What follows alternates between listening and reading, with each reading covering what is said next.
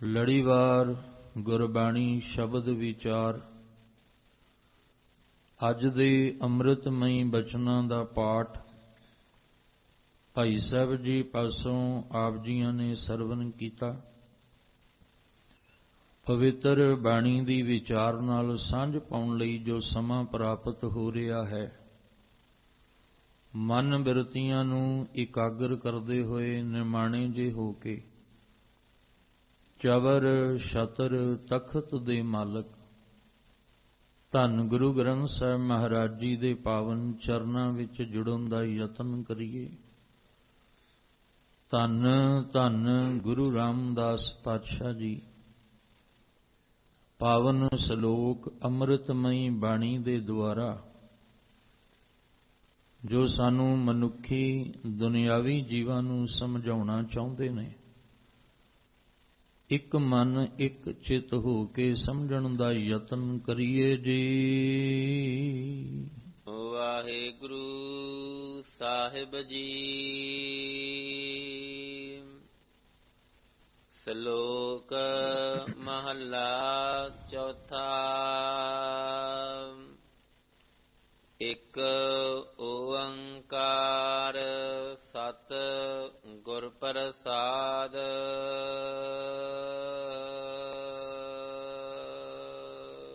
ਆਪ ਜੀ ਰੋਜ਼ਾਨਾ ਇਸ ਅਸਥਾਨ ਤੋਂ ਲੜੀਵਾਰ ਗੁਰਬਾਣੀ ਸ਼ਬਦ ਵਿਚਾਰ ਦੇ ਨਾਲ ਸਾਂਝ ਪਾਉਂਦੇ ਆ ਰਹੇ ਹੋ। ਸ਼ਲੋਕ ਵਾਰਾਂ ਤੇ ਵਧੀਕ ਦੇ ਹੇਠ ਜੋ ਪਾਵਨ ਸ਼ਲੋਕ ਸੁਭਾਈਮਾਨ ਗੁਰੂ ਅਰਜਨ ਦੇਵ ਪਾਤਸ਼ਾਹ ਜੀ ਨੇ ਕਰਵਾਏ, ਲੜੀਵਾਰ ਵਿਚਾਰ ਦੇ ਵਿੱਚ ਕੱਲ ਤੱਕ ਆਪ ਜੀਆਂ ਨੇ ਧੰਨ ਗੁਰੂ ਅਮਰਦਾਸ ਪਾਤਸ਼ਾਹ ਜੀ ਦੇ ਪਾਵਨ ਸ਼ਲੋਕਾਂ ਦੀ ਵਿਚਾਰ ਨੂੰ ਸਰਵਨ ਕੀਤਾ। ਅੱਜ ਜਿਹੜੇ ਪਾਵਨ ਸ਼ਲੋਕ ਦੀ ਵਿਚਾਰ ਆਰੰਭ ਹੋ ਰਹੀ ਹੈ, ਉਹ ਧੰਨ ਧੰਨ ਗੁਰੂ ਰਾਮਦਾਸ ਪਾਤਸ਼ਾਹ ਜੀ ਵੱਲੋਂ ਉਚਾਰਨ ਕੀਤੇ ਹੋਏ ਨੇ,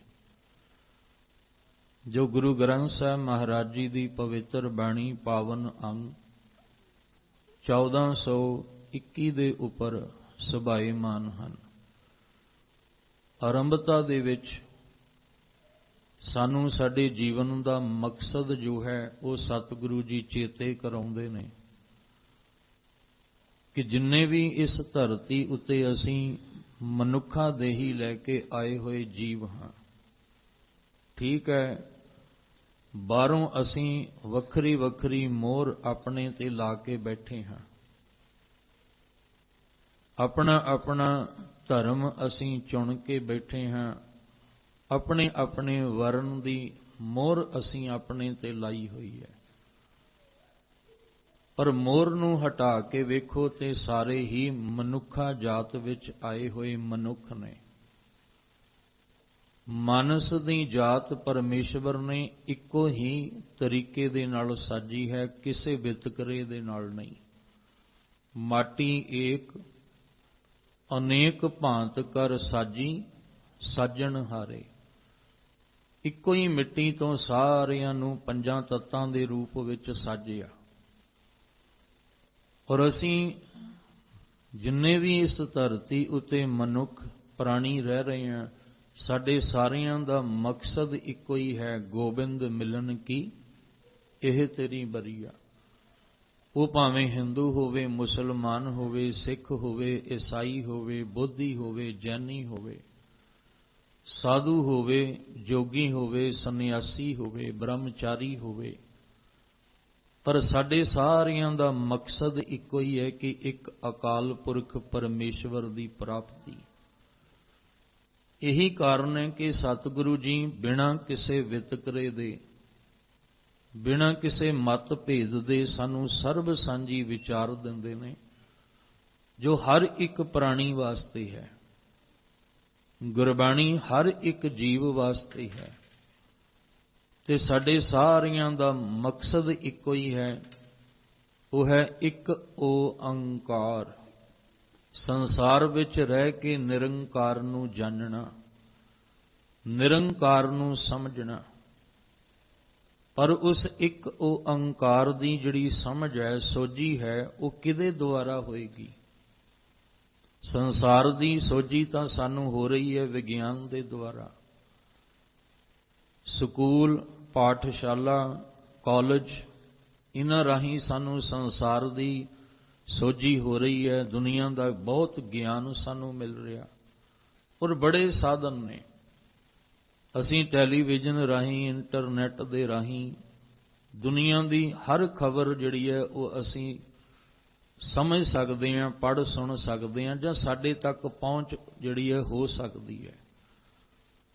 ਪਰ ਨਿਰੰਕਾਰ ਤੱਕ ਪਹੁੰਚਣਾ, ਜਿੰਨਾ ਸੰਸਾਰ ਤੱਕ ਪਹੁੰਚਣਾ ਸੌਖਾ ਹੈ, ਉਨਾ ਨਿਰੰਕਾਰ ਤੱਕ ਪਹੁੰਚਣਾ ਔਖਾ ਹੈ। ਜਿੰਨਾ ਦੁਨੀਆ ਨੂੰ, ਸੰਸਾਰ ਨੂੰ ਅੱਜ ਸਮਝਣਾ ਸੌਖਾ ਹੋ ਗਿਆ, ਉਨਾ ਨਿਰੰਕਾਰ ਨੂੰ ਸਮਝਣਾ ਔਖਾ ਹੈ।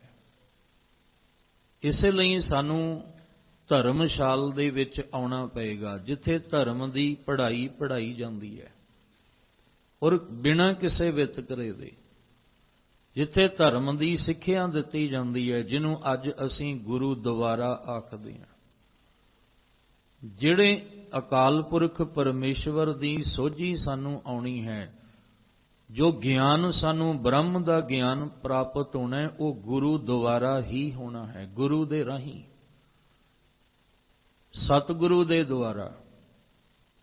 ਇਸ ਲਈ ਸਤਿਗੁਰੂ ਜੀ ਨੇ ਅੰਮ੍ਰਿਤ ਬਾਣੀ ਵਿੱਚ ਜ਼ਿਕਰ ਕੀਤਾ ਕਿ ਗੁਰੂ ਤੋਂ ਬਿਨਾਂ ਤੁਸੀਂ ਬ੍ਰਹਮ ਗਿਆਨ ਤੱਕ ਜਿਹੜਾ ਉਹ ਨਹੀਂ ਪਹੁੰਚ ਪਾਓਗੇ, ਕਿਉਂਕਿ ਬਾਹਰ ਦੀਆਂ ਤੁਹਾਨੂੰ ਧਰਮ ਦੇ ਨਾਮ ਤੇ ਜੁਗਤੀਆਂ ਇੰਨੀਆਂ ਦੇ ਦਿੱਤੀਆਂ, ਤੁਸੀਂ ਤਨ ਕਰਕੇ ਹੀ ਉਲਝ ਗਏ, ਜਦ ਕਿ ਬ੍ਰਹਮ ਗਿਆਨ ਤੁਹਾਨੂੰ ਮਾਨਸਿਕ ਤਲ ਤੇ ਮਿਲਣਾ ਹੈ। ਇਸ ਲਈ ਸਾਹਿਬ ਜੀ ਨੇ ਆਰੰਭ ਦੇ ਵਿੱਚ ਫਿਰ ਜ਼ਿਕਰ ਕੀਤਾ, ਸ਼ਲੋਕ ਮਹੱਲਾ ਚੌਥਾ। ਇਹ 12 ਤੇ ਵਧੇਕ ਦੇ ਹੇਠ ਜਿਹੜੇ ਸ਼ਲੋਕ ਸੁਭਾਏਮਾਨ ਨੇ, ਧੰਨ ਗੁਰੂ ਰਾਮਦਾਸ ਪਾਤਸ਼ਾਹ ਜੀ ਦੇ ਪਾਵਨ ਸ਼ਲੋਕ। ਤੇ ਆਰੰਭ ਵਿੱਚ ਸਾਹਿਬ ਕਹਿੰਦੇ ਮਕਸਦ ਇਹੀ ਹੈ, ਭਾਵੇਂ ਆਪਾਂ ਗੁਰੂ ਨਾਨਕ ਸਾਹਿਬ ਜੀ ਦੇ ਸ਼ਲੋਕਾਂ ਦੀ ਵਿਚਾਰ ਕੀਤੀ, ਤੇ ਭਾਵੇਂ ਅਸੀਂ ਧੰਨ ਗੁਰੂ ਅਮਰਦਾਸ ਪਾਤਸ਼ਾਹ ਜੀ ਦੇ ਸ਼ਲੋਕ ਦੀ ਵਿਚਾਰ ਜਿਹੜੀ ਹੈ ਉਹ ਕੀਤੀ, ਤੇ ਭਾਵੇਂ ਗੁਰੂ ਰਾਮਦਾਸ ਪਾਤਸ਼ਾਹ ਜੀ ਦੇ ਸ਼ਲੋਕ ਜਾਂ ਗੁਰੂ ਸਾਹਿਬਾਨ ਜੀ ਦੀ ਜਿੰਨੀ ਵੀ ਇਹ ਬਾਣੀ ਹੈ ਗੁਰੂ ਗ੍ਰੰਥ ਸਾਹਿਬ ਮਹਾਰਾਜ ਜੀ ਦੇ ਵਿੱਚ, ਇਹ ਸਾਰੀ ਬਾਣੀ ਸਾਨੂੰ ਇੱਕ ਓੰਕਾਰ ਦੇ ਨਾਲ ਹੀ ਜੋੜਦੀ ਹੈ। ਇਸ ਲਈ ਸਾਹਿਬ ਜੀ ਨੇ ਆਖਿਆ ਇੱਕ ਓੰਕਾਰ, ਪਰ ਉਹਦੀ ਸਮਝ ਕਿਵੇਂ ਆਏਗੀ?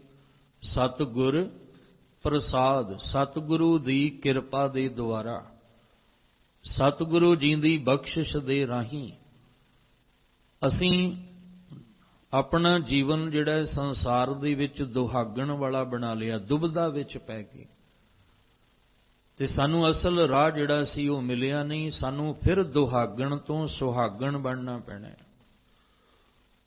ਜਦੋਂ ਅਸੀਂ ਦੁਬਦਾ ਵਾਲਾ ਰਸਤਾ ਛੱਡ ਕੇ ਇੱਕ ਰਾਹ ਪੈ ਜਾਾਂਗੇ, ਇੱਕ ਦਾ ਪੱਲਾ ਪਕੜ ਲਾਂਗੇ, ਔਰ ਇੱਕ ਦੇ ਦਰ ਤੇ ਆ ਕੇ ਕਵਾਂਗੇ, ਗੁਰਾ ਇੱਕ ਦੇਹ ਬੁਝਾਈ, ਸਭਨਾ ਜੀਆਂ ਕਾ ਇੱਕ ਦਾਤਾ, ਸੋ ਮੈਂ ਵਿਸਰ ਨਾ ਜਾਈ। ਪਰ ਉਦੋਂ ਕਵਾਂਗੇ ਜਦੋਂ ਸਾਨੂੰ ਸਮਝ ਆਏਗੀ ਕਿ ਸਤਿਗੁਰ ਪ੍ਰਸਾਦ, ਸੱਚੇ ਗੁਰੂ ਦੇ ਗਿਆਨ ਦੇ ਰਾਹੀਂ ਹੀ ਇੱਕ ਅਕਾਲ ਪੁਰਖ ਪਰਮੇਸ਼ਵਰ ਨੂੰ ਸਮਝਿਆ ਜਾ ਸਕਦਾ ਹੈ। ਤੋ ਸਤਿਗੁਰੂ ਗੁਰੂ ਰਾਮਦਾਸ ਜੀ ਦਾ ਪਾਵਨ ਸ਼ਲੋਕ ਗੁਰੂ ਸਾਹਿਬ ਜੀ ਕਿਰਪਾ ਵਰਤਾਉਂਦੇ ਹਨ। ਵਡ ਭਾਗੀਆ ਸੁਹਾਗਣੀ, ਜਿਨ੍ਹਾਂ ਗੁਰਮੁਖ ਮਿਲਿਆ ਹਰ ਰਾਏ।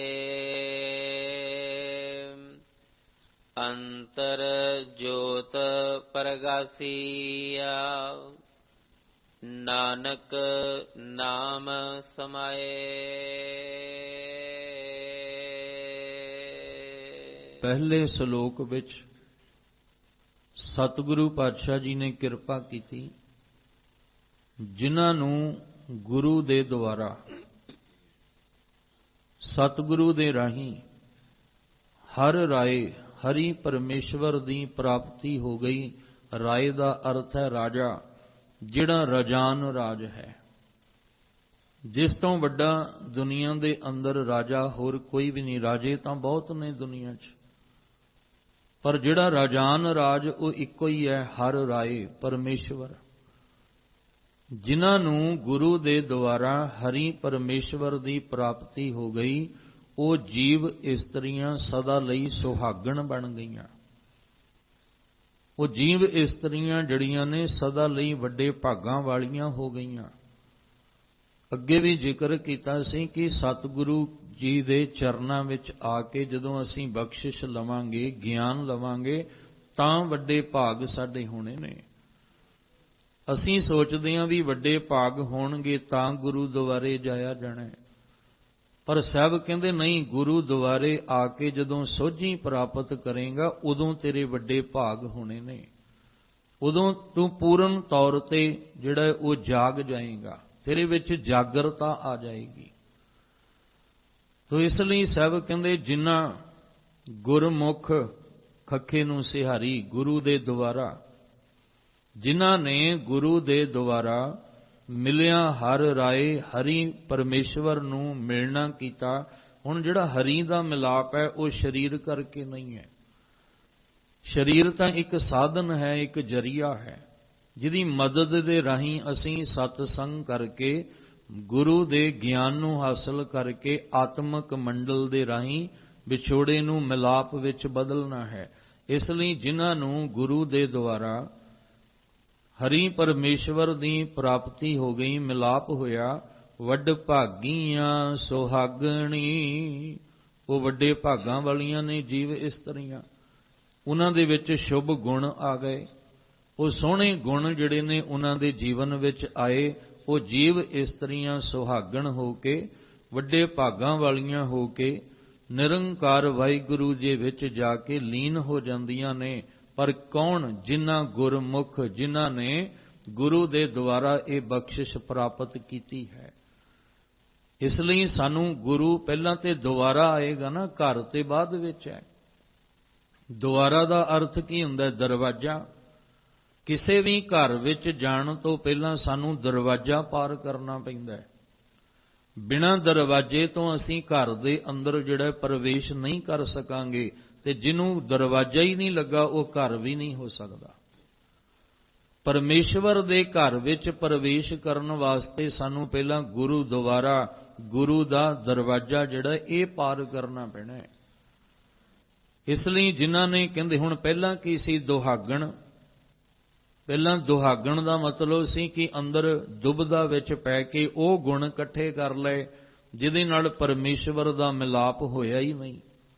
ਹੁਣ ਦੁਹਾਗਣ ਅੰਦਰੋਂ ਜਿਹੜੇ ਗੁਣ ਅਵਗਣ ਸੀ ਨਾ ਉਹ ਕੱਢ ਕੇ ਸੁਹਾਗਣ, ਸੋਹਣੇ ਗੁਣ, ਸ਼ੁਭ ਗੁਣ ਜਦੋਂ ਅੰਦਰ ਭਰ ਲਏ ਤਾਂ ਵੱਡੇ ਭਾਗਾਂ ਵਾਲਾ ਜੀਵਨ ਹੋਇਆ। ਤੇ ਗੁਰੂ ਦੇ ਦੁਆਰਾ ਹਰੀ ਪਰਮੇਸ਼ਵਰ ਦਾ ਮਿਲਾਪ ਹੁੰਦਾ ਹੈ। ਤੇ ਜਦੋਂ ਮਿਲਾਪ ਹੋਇਆ, ਅੰਤਰ ਜੋਤ ਪਰਗਾਸੀਆ, ਨਾਨਕ ਨਾਮ ਸਮਾਏ। ਨਾਨਕ ਜੀ ਦੇ ਰੂਪ ਵਿੱਚ ਗੁਰੂ ਰਾਮਦਾਸ ਪਾਤਸ਼ਾਹ ਜੀ ਕਹਿ ਰਹੇ ਨੇ ਕਿ ਅੰਦਰ ਪਰਮੇਸ਼ਵਰ ਦੀ ਜੋਤ ਦਾ ਜਿਹੜਾ ਹੈ ਉਹ ਪ੍ਰਕਾਸ਼ ਹੋ ਜਾਂਦਾ ਹੈ।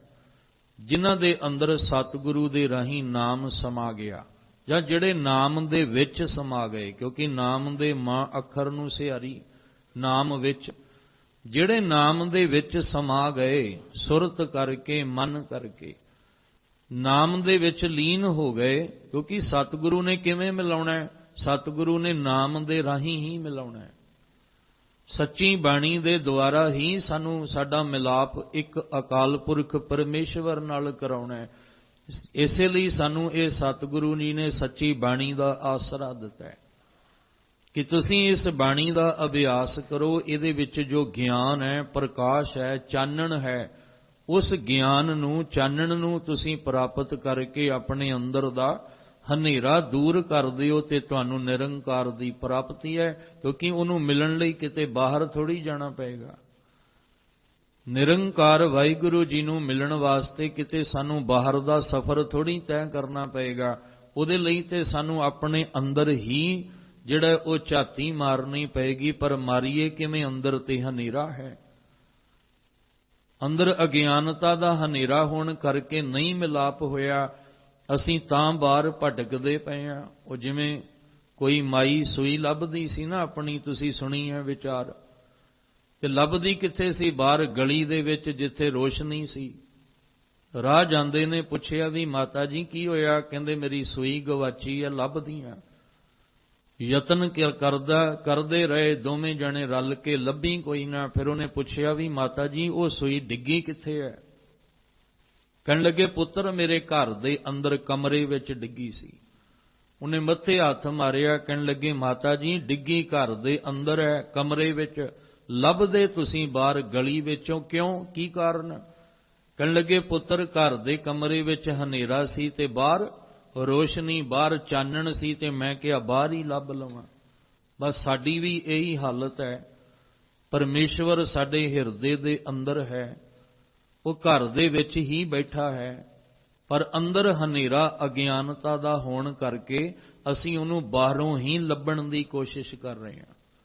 ਬਾਹਰੋਂ ਹੀ, ਕਿਉਂਕਿ ਬਾਹਰ ਸੂਰਜ ਦੀ ਰੋਸ਼ਨੀ ਹੈ।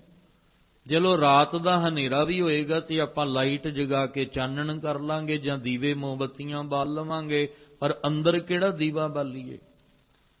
ਅੰਦਰ ਅਸੀਂ ਕਿਹੜੀ ਰੋਸ਼ਨੀ ਜਿਹੜੀ ਹੈ ਉਹ ਕਰੀਏ? ਬਾਹਰ ਦਾ ਚਾਨਣ ਤੇ ਸਾਡੇ ਮਨ ਵਿੱਚ ਚਾਨਣ ਨਹੀਂ ਕਰ ਸਕਿਆ। ਇਸ ਲਈ ਕਹਿੰਦੇ ਤੂੰ ਗੁਰਬਾਣੀ ਦੀ ਰੋਸ਼ਨੀ ਵਿੱਚ ਚੱਲ। ਤੇਰੇ ਅੰਦਰ ਦਾ ਅਗਿਆਨਤਾ ਦਾ ਹਨੇਰਾ ਜੇ ਕੋਈ ਦੂਰ ਕਰ ਸਕਦਾ ਹੈ ਤੇ ਉਹ ਇੱਕੋ ਹੀ ਹੈ, ਉਹ ਹੈ ਗੁਰਬਾਣੀ ਦੀ ਰੋਸ਼ਨੀ। ਗੁਰਬਾਣੀ ਇਸ ਜਗ ਮੈਂ ਚਾਨਣ, ਗੁਰਬਾਣੀ ਵਿੱਚ ਇਸ ਜਗਤ ਅੰਦਰ ਉਹ ਚਾਨਣ ਹੈ ਜਿਹੜਾ ਚਾਨਣ ਬਾਹਰ ਦੇ ਸੂਰਜ ਵਿੱਚ ਵੀ ਨਹੀਂ। ਜਿੰਨਾ ਮਰਜੀ ਅਸੀਂ ਬਾਹਰੋਂ ਯਤਨ ਕਰੀਏ, ਤਾਂ ਹੀ ਤੇ ਸਾਹਿਬ ਕਹਿੰਦੇ ਸੀ ਕਾਹੇ ਰੇ ਬਨ ਖੋਜਨ ਜਾਈ, ਸਰਬ ਨਿਵਾਸੀ ਸਦਾ ਅਲੇਪਾ ਤੋਹੀ ਸੰਗ ਸਮਾਈ। ਤੂੰ ਕਾਹੇ ਕਿਉਂ? ਬਾਹਰ ਖੋਜਣ ਦੀ ਤੈਨੂੰ ਜ਼ਰੂਰਤ ਕੀ ਹੈ? ਲੱਭਣ ਦੀ ਲੋੜ ਹੀ ਕੀ ਹੈ? ਜਦ ਕਿ ਸਰਬ ਨਿਵਾਸੀ ਤੇਰੇ ਅੰਦਰ, ਸਰਬ ਨਿਵਾਸ ਸਾਰਿਆਂ ਵਿੱਚ ਨਿਵਾਸ ਕਰਨ ਵਾਲਾ ਤੇਰੇ ਅੰਦਰ ਵੀ ਨਿਵਾਸ ਕਰਦਾ ਹੈ। ਪਰ ਅਸੀਂ ਵੀ ਉਹੀ ਜਵਾਬ ਦੇਵਾਂਗੇ ਕਿ ਬਾਹਰ ਦਿਸੈ ਚਾਨਣਾ ਦਿਲ ਅੰਧਿਆਰੀ ਰਾਤ। ਸਾਡੇ ਅੰਦਰ ਰਾਤ ਵਾਂਗੂ ਹਨੇਰਾ ਹੈ ਤੇ ਬਾਹਰ ਚਾਨਣ ਹੈ, ਇਸ ਲਈ ਅਸੀਂ ਬਾਹਰੋਂ ਲੱਭਦੇ ਹਾਂ। ਸਾਹਿਬ ਜੀ ਕਹਿੰਦੇ ਨਹੀਂ, ਤੂੰ ਗੁਰਬਾਣੀ ਦੀ ਰੋਸ਼ਨੀ ਵਿੱਚ ਆਪਣੇ ਅੰਦਰ ਜੁੜਨ ਦਾ ਯਤਨ ਕਰ। ਅੰਤਰ ਜੋਤ ਪ੍ਰਕਾਸ਼ੀਆ। ਜੋਤ ਦਾ ਮਤਲਬ ਹੈ ਚਾਨਣ, ਚਾਨਣ ਦਾ ਮਤਲਬ ਹੁੰਦਾ ਗਿਆਨ। ਸਤਿਗੁਰੂ ਦੇ ਨਾਲ ਜਦੋਂ ਅਸੀਂ ਮਿਲਾਪ ਕੀਤਾ ਤਾਂ ਸਤਿਗੁਰੂ ਨੇ ਗਿਆਨ ਦਾ ਦੀਵਾ ਅੰਦਰ ਬਾਲ ਦਿੱਤਾ। ਗਿਆਨ ਦਾ ਚਾਨਣ ਜਿਹੜਾ ਸੀ ਉਹ ਸਾਡੇ ਅੰਦਰ ਕਰ ਦਿੱਤਾ। ਨਾਮ ਦੀ ਜੋਤ ਜਿਹੜੀ ਸੀ ਅੰਦਰ ਜਗਾ ਦਿੱਤੀ। ਨਾਮ ਤੇਰੇ ਕੀ ਜੋਤ ਲਗਾਈ। ਕਹਿੰਦੇ ਤੇਰੇ ਨਾਮ ਦੇ ਅੰਦਰ ਦੀ ਜੋਤ ਜਿਹੜੀ ਸੀ ਉਹ ਅੰਦਰੋਂ ਜਗਾ ਦਿੱਤੀ। ਪਰ ਇਹ ਸਾਰੀਆਂ ਗੱਲਾਂ ਸਾਨੂੰ ਬਾਹਰ ਦਿੱਤੀਆਂ ਗਈਆਂ। ਅਸੀਂ ਬਾਹਰੋਂ ਹੀ ਚਾਨਣ ਕਰਕੇ ਖੁਸ਼ ਹੋ ਗਏ, ਪਰ ਮਹਾਰਾਜ ਕਹਿੰਦੇ ਨਹੀਂ, ਨਾਮ ਦੀ ਜੋਤ ਅੰਦਰ ਜਗਾ। ਨਾਮ ਦਾ ਦੀਵਾ ਭਾਵ ਗਿਆਨ ਦਾ ਦੀਵਾ ਆਪਣੇ ਅੰਦਰ ਬਾਲ। ਤੇ ਜਿਨ੍ਹਾਂ ਨੇ ਫਿਰ ਨਾਮ ਵਿੱਚ ਸਮਾ ਕੇ ਆਪਣੇ ਅੰਦਰ ਗਿਆਨ ਚਾਨਣ ਕੀਤਾ, ਅੰਤਰ ਜੋਤ ਪਰਗਾਸੀਆ ਨਾਨਕ ਨਾਮ ਸਮਾਏ। ਜਿਹੜੇ ਨਾਮ ਵਿੱਚ ਸਮਾ ਗਏ ਉਹਨਾਂ ਅੰਦਰ ਫਿਰ ਰੱਬੀ ਜੋਤ ਦਾ ਪ੍ਰਕਾਸ਼ ਹੋਇਆ। ਤੇ ਜਿਨ੍ਹਾਂ ਅੰਦਰ ਰੱਬੀ ਜੋਤ ਦਾ ਪ੍ਰਕਾਸ਼ ਹੋਇਆ, ਵੱਡ ਭਾਗੀਆਂ ਸੁਹਾਗਣੀ, ਉਹ ਵੱਡੇ ਭਾਗਾਂ ਵਾਲੀਆਂ ਹੋ ਗਈਆਂ ਜੀਵ ਇਸਤਰੀਆਂ।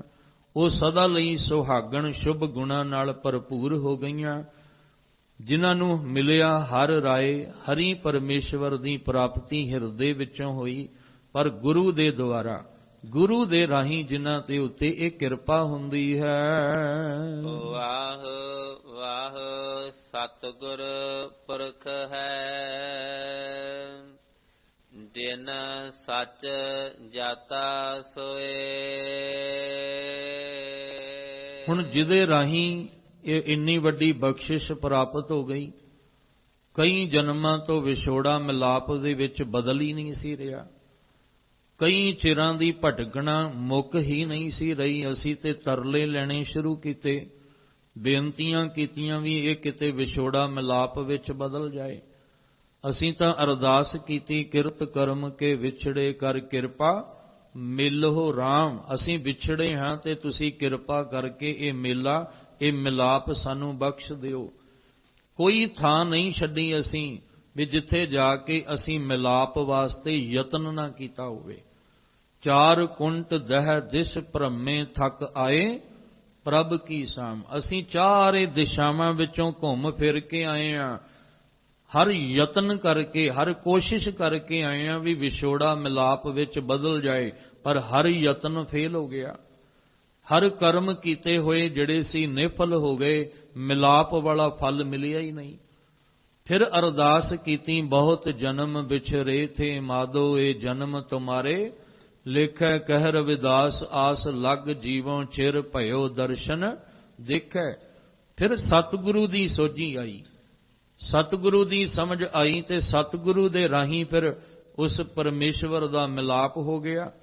ਹੁਣ ਜਿਹਦੇ ਰਾਹੀਂ ਹੋ ਗਿਆ ਉਹਨੂੰ ਵੀ ਤੇ ਵਾਹੋ ਵਾਹੋ ਕਹਿਣਾ ਹੈ, ਉਹਦਾ ਵੀ ਤੇ ਧੰਨਵਾਦ ਕਰਨਾ ਹੈ, ਉਹਦਾ ਵੀ। ਜਿਹਦੇ ਰਾਹੀਂ ਕੋਈ ਕੰਮ ਅਸੀਂ ਬਾਹਰੋਂ ਜਿਹਦੇ ਰਾਹੀਂ ਅਸੀਂ ਕੋਈ ਕੰਮ ਸਵਾਰਦੇ ਹਾਂ, ਉਹਦਾ ਧੰਨਵਾਦ ਕਿੰਨੀ ਵਾਰ ਕਰਦੇ ਹਾਂ। ਹਰ ਵਾਰੀ ਉਹਦਾ ਸ਼ੁਕਰਾਨਾ, ਹਰ ਵਾਰੀ ਉਹਦਾ ਧੰਨਵਾਦ ਕਰਦੇ ਹਾਂ। ਤੇ ਜਿਹਨੇ ਸਾਨੂੰ ਇੰਨੇ ਜਨਮਾਂ ਦੇ ਵਿਛੋੜੇ ਦਾ ਜਿਹੜਾ ਉਹ ਵਿਛੋੜਾ ਮੁਕਾ ਕੇ ਮਿਲਾਪ ਵਿੱਚ ਬਦਲ ਦਿੱਤਾ, ਉਸ ਸਤਿਗੁਰੂ ਨੂੰ ਵੀ ਤੇ ਵਾਹੋ ਵਾਹੋ ਕਹਿਣਾ ਹੈ, ਉਸ ਸਤਿਗੁਰੂ ਨੂੰ ਵੀ ਤੇ ਧੰਨ ਧੰਨ ਕਹਿਣਾ ਹੈ, ਸਤਿਗੁਰੂ ਦਾ ਵੀ ਤੇ ਸ਼ੁਕਰਾਨਾ ਜਿਹੜਾ ਉਹ ਕਰਨਾ ਹੈ। ਇੱਥੇ ਇੱਕ ਬੇਨਤੀ ਕਰਕੇ ਚੱਲਾਂ। ਕਈ ਵਾਰ ਵੇਖਣ ਦੇ ਵਿੱਚ ਆਉਂਦਾ ਹੈ ਕਿ ਅਰਦਾਸ ਗੁਰੂ ਗ੍ਰੰਥ ਸਾਹਿਬ ਪਾਤਸ਼ਾਹ ਜੀ ਅੱਗੇ ਕਰਦੇ ਆ, ਇਹ ਬਾਹਰੀ ਵਿਚਾਰ ਹੈ ਕਿ ਸਾਨੂੰ ਕੋਈ ਦੁੱਧ ਪੁੱਤ ਦੀ ਦਾਤ ਦੇ ਦਿਓ। ਅਰਦਾਸਾਂ ਕਰਦੇ ਰਹੇ, ਕਰਾਉਂਦੇ ਰਹੇ। ਇੱਕ ਦਿਨ ਮਿਹਰ ਹੋ ਗਈ, ਘਰ ਦੇ ਵਿੱਚ ਦੁੱਧ ਪੁੱਤ ਦੀ ਦਾਤ ਆ ਗਈ। ਤੇ ਜਿੱਦਣ ਦੁੱਧ ਪੁੱਤ ਦੀ ਦਾਤ ਆਈ, ਮਾਫ ਕਰਨਾ, ਉਸ ਦਿਨ ਗੁਰੂ ਗ੍ਰੰਥ ਸਾਹਿਬ ਜੀ ਦੀ ਹਜ਼ੂਰੀ ਵਿੱਚ ਨਹੀਂ ਆਏ। ਉਸ ਦਿਨ ਫਿਰ ਜਿਹੜਾ ਆਪਣਾ ਹੀ ਇਹਨਾਂ ਦਾ ਬਣਾਇਆ ਹੋਇਆ ਕੋਈ ਬਾਬਾ ਸੀ, ਉਹਦੇ ਦਰ ਤੇ ਚਲੇ ਗਏ ਵੀ ਆਹ ਦਾਤ ਜਿਹੜੀ ਹੈ ਤੁਸਾਂ ਨੇ ਦਿੱਤੀ ਹੈ ਤੇ ਇਹਦਾ ਨਾਮ ਰੱਖ ਦਿਓ। ਹੁਣ ਸਾਡਾ ਫਰਜ਼ ਤੇ ਸੀ ਕਿ ਅਸੀਂ ਗੁਰੂ ਗ੍ਰੰਥ ਸਾਹਿਬ ਜੀ ਕੋਲ ਆਉਂਦੇ, ਆ ਕੇ ਅਰਦਾਸ ਕਰਦੇ, ਗੁਰੂ ਸਾਹਿਬ ਦਾ ਹੁਕਮ ਲੈਂਦੇ, ਪਹਿਲਾ ਅੱਖਰ ਜਿਹੜਾ ਆਉਂਦਾ ਉਹਦੇ ਤੇ ਆਪਣੇ ਧੀ ਪੁੱਤ ਦਾ ਨਾਮ ਰੱਖਦੇ। ਪਰ ਅਸੀਂ ਰਖਾਉਣ ਲਈ ਚਲੇ ਗਏ ਉਹਨਾਂ ਦੇ ਥਾਵਾਂ ਤੇ ਉਹਨਾਂ ਨੇ ਜੋ ਮੁਖ ਤੋਂ ਬੋਲ ਦਿੱਤਾ, ਉਹਨੇ ਜੋ ਮੁਖ ਤੋਂ ਕਹਿ ਦਿੱਤਾ, ਉਹੀ ਰੱਖ ਕੇ ਅਸੀਂ ਬੜੇ ਖੁਸ਼ ਹੋਏ। ਤੇ ਜਦੋਂ ਪੁੱਛਿਆ ਵੀ ਤੁਸੀਂ ਆਪਣੇ ਧੀ ਪੁੱਤਰ ਦਾ ਨਾਮ ਰੱਖ ਲਿਆ, ਕਹਿਣ ਲੱਗੇ ਹਾਂ ਅਸੀਂ ਤੇ ਫਲਾਣੇ ਬਾਬੇ ਕੋਲ ਗਏ ਸੀ, ਉਹਨਾਂ ਰਖਾ ਦਿੱਤਾ, ਅਸੀਂ ਰੱਖ ਕੇ ਆ ਗਏ। ਪਰ ਅਸੀਂ ਅਰਦਾਸ ਬੇਨਤੀ ਕਿੱਥੇ ਕਰਦੇ ਰਹੇ? ਸਾਨੂੰ ਦਾਤਾਂ ਦੇਣ ਵਾਲਾ ਕੌਣ ਸੀ ਤੇ ਸ਼ੁਕਰਾਨਾ ਅਸੀਂ ਕਿਸੇ ਦਾ ਕਰਦੇ ਰਹੇ? ਦਾਤਾਂ ਦੇਖੋ, ਜਿੱਦਣ ਗੁਰੂ ਅਰਜਨ ਦੇਵ ਪਾਤਸ਼ਾਹ ਜੀ ਦੇ ਘਰ ਗੁਰੂ ਹਰਗੋਬਿੰਦ ਸਾਹਿਬ ਦੀ ਦਾਤ ਆਈ ਤੇ ਕੀ ਕਿਹਾ ਮਹਾਰਾਜ ਨੇ? ਕਹਿੰਦੇ ਗੁੱਜੀ ਛੰਨੀ ਨਾਹੀ ਬਾਤ, ਗੁਰੂ ਨਾਨਕ ਤੁਠਾ ਕੀਨੀ ਦਾਤ। ਸ਼ੁਕਰ ਸਤਿਗੁਰੂ ਦਾ ਕੀਤਾ, ਗੁਰੂ ਨਾਨਕ ਤੁਠਾ ਕੀਨੀ ਦਾਤ। ਤੇ ਜਦੋਂ ਸਾਨੂੰ ਦਾਤ ਆਏ, ਅਸੀਂ ਲੈ ਕੇ ਕਿਸੇ ਹੋਰ ਪਾਸੇ ਤੁਰ ਜਾਂਦੇ ਹਾਂ। ਅਸੀਂ ਕਿਸੇ ਹੋਰ ਦੇ ਜਾ ਕੇ ਡੇਰੇ ਥਾਂ ਤੇ ਜਾ ਕੇ ਕਹਿੰਦੇ ਆ ਵੀ ਆ ਤੁਸੀਂ ਦਿੱਤੀ ਹੈ ਦਾਤ ਤੇ ਨਾਮ ਤੁਸੀਂ ਰੱਖੋ। ਫਿਰ ਸਾਡਾ ਗੁਰੂ ਨਾਲ ਕਾਹਦਾ ਪਿਆਰ ਹੈ? ਫਿਰ ਸਾਡਾ ਸਤਿਗੁਰੂ ਨਾਲ ਤੇ ਇੱਕ ਵਿਖਾਵਾ ਹੀ ਹੋਇਆ ਨਾ। ਖੈਰ, ਅੱਜ ਦੀ ਵਿਚਾਰ ਵੱਲ ਆਈਏ। ਕਹਿੰਦੇ ਜਿਨ੍ਹਾਂ ਗੁਰਮੁਖ ਮਿਲਿਆ ਹਰ ਰਾਏ, ਜਿਨ੍ਹਾਂ ਨੂੰ ਗੁਰੂ ਦੇ ਦੁਆਰਾ ਹਰੀ ਰਾਏ ਦੀ ਪ੍ਰਾਪਤੀ ਹੋ ਗਈ, ਉਹ ਸਤਿਗੁਰੂ ਵਾਹੋ ਵਾਹੋ ਹੈ, ਉਹ ਸਤਿਗੁਰੂ ਧੰਨਤਾ ਦੇ ਯੋਗ ਹੈ। ਉਸ ਸਤਿਗੁਰੂ ਤੋਂ ਮੈਂ ਸਦਕੇ ਜਾਵਾਂ, ਕੁਰਬਾਨ ਜਾਵਾਂ। ਧਿਆਨ ਰੱਖਿਓ, ਗੁਰੂ ਬਹੁਤ ਮਿਲ ਜਾਣਗੇ ਪਰ ਸਤਿਗੁਰ ਇੱਕੋ ਹੀ ਹੈ।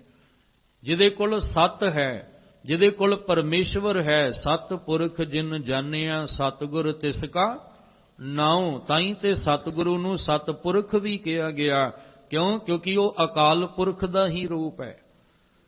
ਸਤਿਗੁਰੂ ਜੀ ਅੰਮ੍ਰਿਤ ਬਾਣੀ ਵਿੱਚ ਜ਼ਿਕਰ ਕਰਦੇ ਨੇ, ਕਹਿਣ ਲੱਗੇ ਸੋ ਸਤਿਗੁਰ ਧੰਨ ਧੰਨ ਹੈ, ਜਿਨ ਭਰਮ ਗੜ ਤੋੜਿਆ।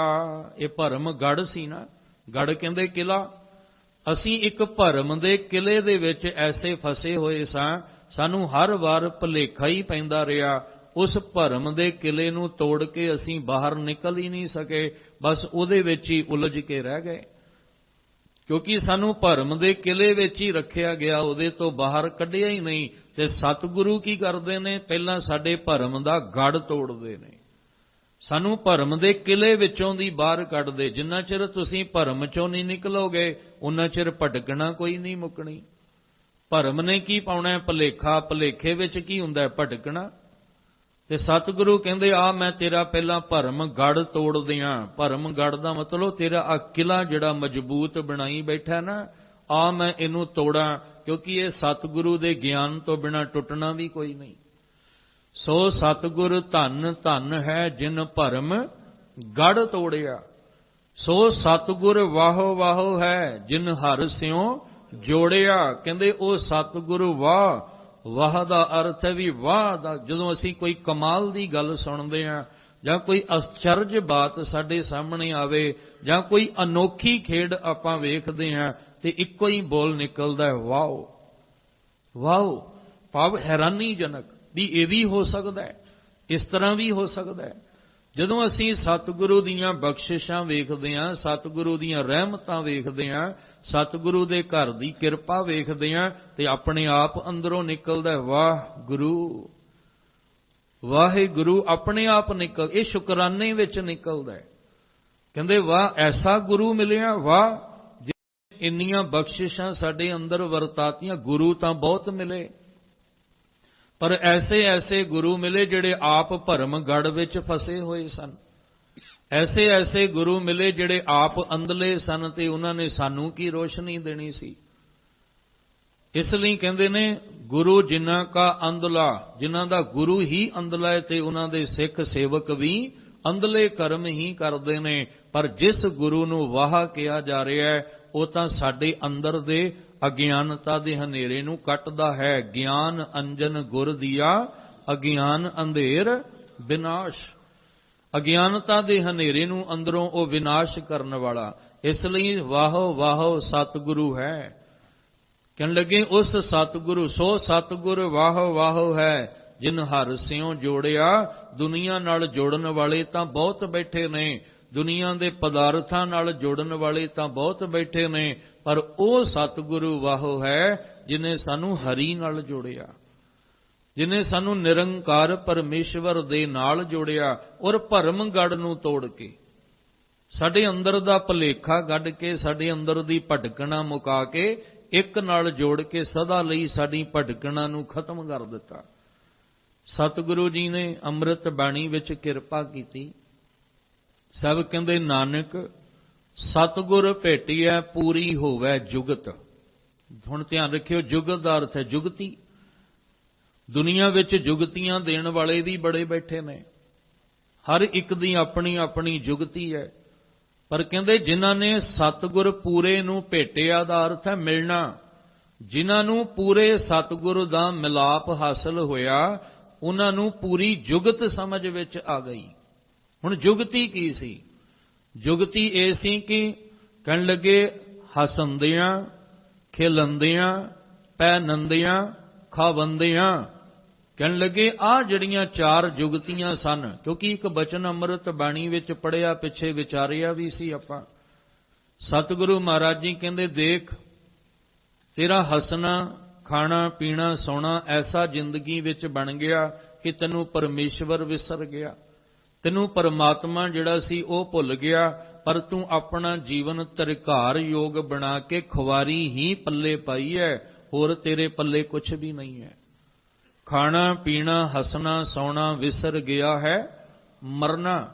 ਖਸਮ ਵਿਸਾਰ ਖੁਆਰੀ ਕੀਨੀ ਧਰਿਗ ਜੀਵਨ ਨਹੀਂ ਰਹਿਣਾ। ਹੁਣ ਅਸੀਂ ਪੁੱਛਿਆ ਵੀ ਖਾਈਏ ਪੀਏ ਨਾ, ਅਸੀਂ ਹੱਸੀਏ ਵੀ ਨਾ ਔਰ ਅਸੀਂ ਸੌਈਏ ਵੀ ਨਾ। ਖਾਣਾ ਪੀਣਾ ਹੱਸਣਾ ਸੌਣਾ ਇਹ ਚਾਰ ਤਰੀਕੇ ਨੇ, ਅਸੀਂ ਇਹਨਾਂ ਦੇ ਵਿੱਚ ਵਿਚਰੀਏ ਨਾ, ਵਰਤੀਏ ਨਾ, ਕਿਤੇ ਜਾ ਕੇ ਇਕਾਂਤ ਵਿੱਚ ਬਹਿ ਜਾਈਏ ਇਕੱਲੇ। ਅਸੀਂ ਪਰਿਵਾਰ ਧੀਆਂ ਪੁੱਤਰਾਂ ਵਿੱਚ ਬੈਠ ਕੇ ਦੋ ਪਲ ਹੱਸੀਏ ਵੀ ਨਾ, ਜਿਹੜਾ ਅਸੀਂ ਅੰਨ ਛਕਦੇ ਹਾਂ ਉਹ ਵੀ ਨਾ ਅਸੀਂ ਖਾਈਏ। ਸਭ ਕਹਿੰਦੇ ਨਹੀਂ ਇਹੀ ਤਾਂ ਜੁਗਤੀ ਤੁਸੀਂ ਸਮਝਣੀ ਹੈ। ਹੱਸੰਦਿਆਂ ਪਹਿਨੰਦਿਆਂ, ਸਤਿਗੁਰੂ ਮਹਾਰਾਜ ਜੀ ਕਹਿੰਦੇ ਹੱਸਦਿਆਂ ਹੋਇਆਂ ਔਰ ਆ ਤਨ ਦੇ ਉੱਤੇ ਜੋ ਤੁਸੀਂ ਬਸਤਰ ਆ ਪਹਿਨਦੇ ਹੋ ਇਹਨਾਂ ਨੂੰ ਪਹਿਨਦਿਆਂ ਹੋਇਆਂ ਔਰ ਖਾਂਦਿਆਂ ਹੋਇਆਂ ਤੁਸੀਂ ਕੀ ਕਰਨਾ ਹੈ? ਇਹ ਜੁਗਤੀ ਨੂੰ ਸਮਝਣਾ ਹੈ। ਕਿਹੜੀ ਜੁਗਤੀ ਸਮਝਣੀ ਹੈ? ਕਹਿੰਦੇ ਵਿੱਚੇ ਹੋਵੇ ਮੁਕਤ। ਤੂੰ ਇਹਨਾਂ ਚਾਰਾਂ ਦੇ ਵਿੱਚ ਰਹਿ, ਪਰ ਇਹਨਾਂ ਚਾਰਾਂ ਦੇ ਵਿੱਚ ਰਹਿ ਕੇ ਇਹਨਾਂ ਤੋਂ ਮੁਕਤ ਕਿਵੇਂ ਹੋਣਾ, ਆਹ ਤਰੀਕਾ ਸਿੱਖ ਲੈ। ਪਰ ਤੂੰ ਇਹਨਾਂ ਚਾਰਾਂ ਵਿੱਚ ਰਹਿ ਕੇ ਖਸਮ ਵਿਸਾਰ ਖੁਆਰੀ ਕੀਨੀ। ਤੂੰ ਖੁਆਰੀ ਆਪਣੇ ਪੱਲੇ ਪਾ ਲਈ, ਪਰ ਧਰਿਗ ਜੀਵਨ ਤੇਰਾ ਸਦਾ ਨਹੀਂ ਰਹਿਣਾ। ਤੂੰ ਇਦਾਂ ਕਰ, ਤੂੰ ਚੰਗਾ ਖਾ ਵੀ, ਚੰਗਾ ਪੀ ਵੀ, ਚੰਗਾ ਸੌਂ ਵੀ, ਚੰਗਾ ਹੰਢਾ ਵੀ ਆਪਣਾ ਜੀਵਨ, ਪਰ ਇਹਨਾਂ ਚਾਰਾਂ ਦੇ ਵਿੱਚ ਰਹਿ ਕੇ ਮੁਕਤ ਕਿਵੇਂ ਹੋਣਾ ਹੈ, ਜਿਹਨੂੰ ਆਪਾਂ ਕਈ ਵਾਰ ਵਿਚਾਰਿਆ, ਅੰਜਨ ਮਾਹੇ ਨਿਰੰਜਨ ਰਹੀਏ। ਆਹੀ ਤੇ ਜੁਗਤੀ ਸਿੱਖਣੀ ਹੈ। ਹੁਣ ਜਿੰਨੇ 15 ਭਗਤਾਂ ਦੀ ਬਾਣੀ ਆਪਾਂ ਗੁਰੂ ਗ੍ਰੰਥ ਸਾਹਿਬ ਪਾਤਸ਼ਾਹ ਵਿੱਚੋਂ ਪੜ੍ਹ ਕੇ ਗਿਆਨ ਲੈਂਦੇ ਆ, ਕਿ ਉਹਨਾਂ ਨੇ ਪਰਿਵਾਰ ਤਿਆਗਿਆ, ਕਿ ਉਹਨਾਂ ਨੇ ਕਾਰੋਬਾਰ ਆਪਣਾ ਤਿਆਗ ਦਿੱਤਾ? ਨਹੀਂ, ਦਿਹਾੜੀ ਵੀ ਕਰਦੇ ਨੇ, ਕਿਰਤ ਵੀ ਕਰਦੇ ਨੇ, ਕੰਮ ਕਾਜ ਵੀ ਕਰਦੇ, ਪਰਿਵਾਰ ਧੀਆਂ ਪੁੱਤਰਾਂ ਵਿੱਚ ਵੀ ਰਹਿੰਦੇ ਨੇ, ਪਰ ਉਹਨਾਂ ਨੇ ਆਹ ਜੁਗਤੀ ਬਣਾ ਲਈ ਕਿ ਇਹਨਾਂ ਸਾਰਿਆਂ ਵਿੱਚ ਰਹਿ ਕੇ ਵਿੱਚੇ ਹੋਵੇ ਮੁਕਤ। ਉਹ ਇਹਨਾਂ ਸਾਰਿਆਂ ਦੇ ਵਿੱਚ ਰਹਿ ਕੇ ਇਹਨਾਂ ਸਾਰਿਆਂ ਤੋਂ ਮੁਕਤ ਨੇ। ਭਾਵ ਸੰਸਾਰ ਦਾ ਵਿਕਾਰਾਂ ਦਾ ਜਿਹੜਾ ਲੇਪ ਉਹਨਾਂ ਦੇ ਮਨ ਉੱਤੇ ਨਹੀਂ ਪੈਂਦਾ। ਤਾਂ ਹੀ ਤੇ ਭਗਤ ਜਿਨ੍ਹਾਂ ਨੇ ਇੱਕ ਜੁਗਤੀ ਦੇ ਦਿੱਤੀ, ਕਹਿੰਦੇ ਹਾਥ ਪਾਉ ਕਰ ਕਾਮ ਸਭ ਚੀਤ ਨਿਰੰਜਨ ਨਾਲ।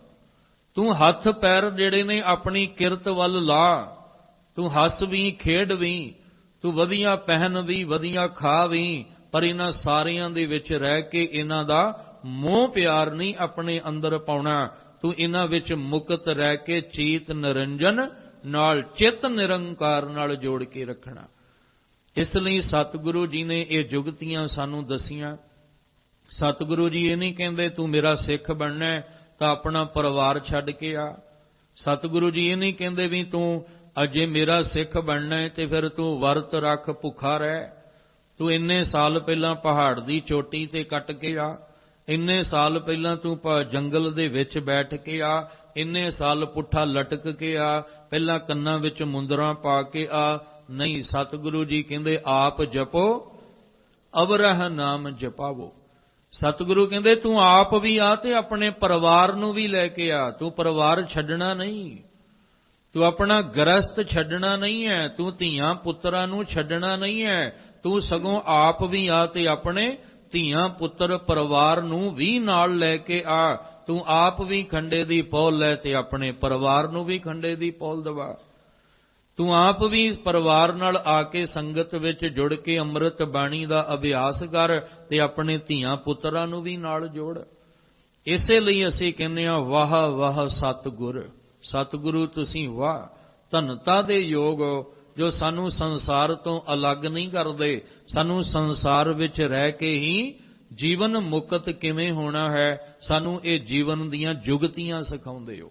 ਅਸੀਂ ਗੁਰਬਾਣੀ ਵਿੱਚੋਂ ਜੀਵਨ ਜਿਉਣ ਦੀ ਜੁਗਤੀ ਸਿੱਖਣੀ ਸੀ, ਤੇ ਜਦੋਂ ਜੁਗਤੀ ਸਿੱਖ ਲੈਂਦੇ ਤੇ ਮੁਕਤੀ ਆਪੇ ਹੀ ਹੋ ਜਾਣੀ ਸੀ। ਹੁਣ ਦੁੱਧ ਵਿੱਚੋਂ ਦੀ ਮੱਖਣ ਕੱਢਣਾ ਹੈ, ਘਿਓ ਕੱਢਣਾ ਹੈ, ਉਹਦੇ ਲਈ ਜੁਗਤੀ ਹੈ, ਤਰੀਕਾ ਹੈ। ਤੇ ਜਿਹਨੇ ਉਹ ਤਰੀਕਾ ਸਮਝ ਲਿਆ ਉਹ ਤੇ ਕਹਿੰਦੇ ਕੰਮ ਹੀ ਬੜਾ ਸੌਖਾ ਹੈ, ਇਹ ਦੁੱਧ ਵਿੱਚੋਂ ਘਿਓ ਕੱਢਣਾ ਕਿਹੜਾ ਔਖਾ ਹੈ। ਪਰ ਜਿਹਨੂੰ ਜੁਗਤੀ ਨਹੀਂ ਆਉਂਦੀ ਉਹ ਤੇ ਕਹਿੰਦਾ ਵੀ ਬੜਾ ਔਖਾ ਹੈ, ਇਹ ਮੇਰੇ ਵੱਸ ਦੀ ਗੱਲ ਨਹੀਂ। ਇਸ ਤਰ੍ਹਾਂ ਜਿਹਨੂੰ ਸਤਿਗੁਰੂ ਦੇ ਰਾਹੀਂ ਜੀਵਨ ਜੁਗਤ ਦੀ ਜਾਚ ਆ ਗਈ, ਉਹ ਰਹਿੰਦਿਆਂ ਸੰਸਾਰ ਵਿੱਚ ਜੀਵਨ ਮੁਕਤ ਹੋ ਜਾਂਦਾ ਹੈ।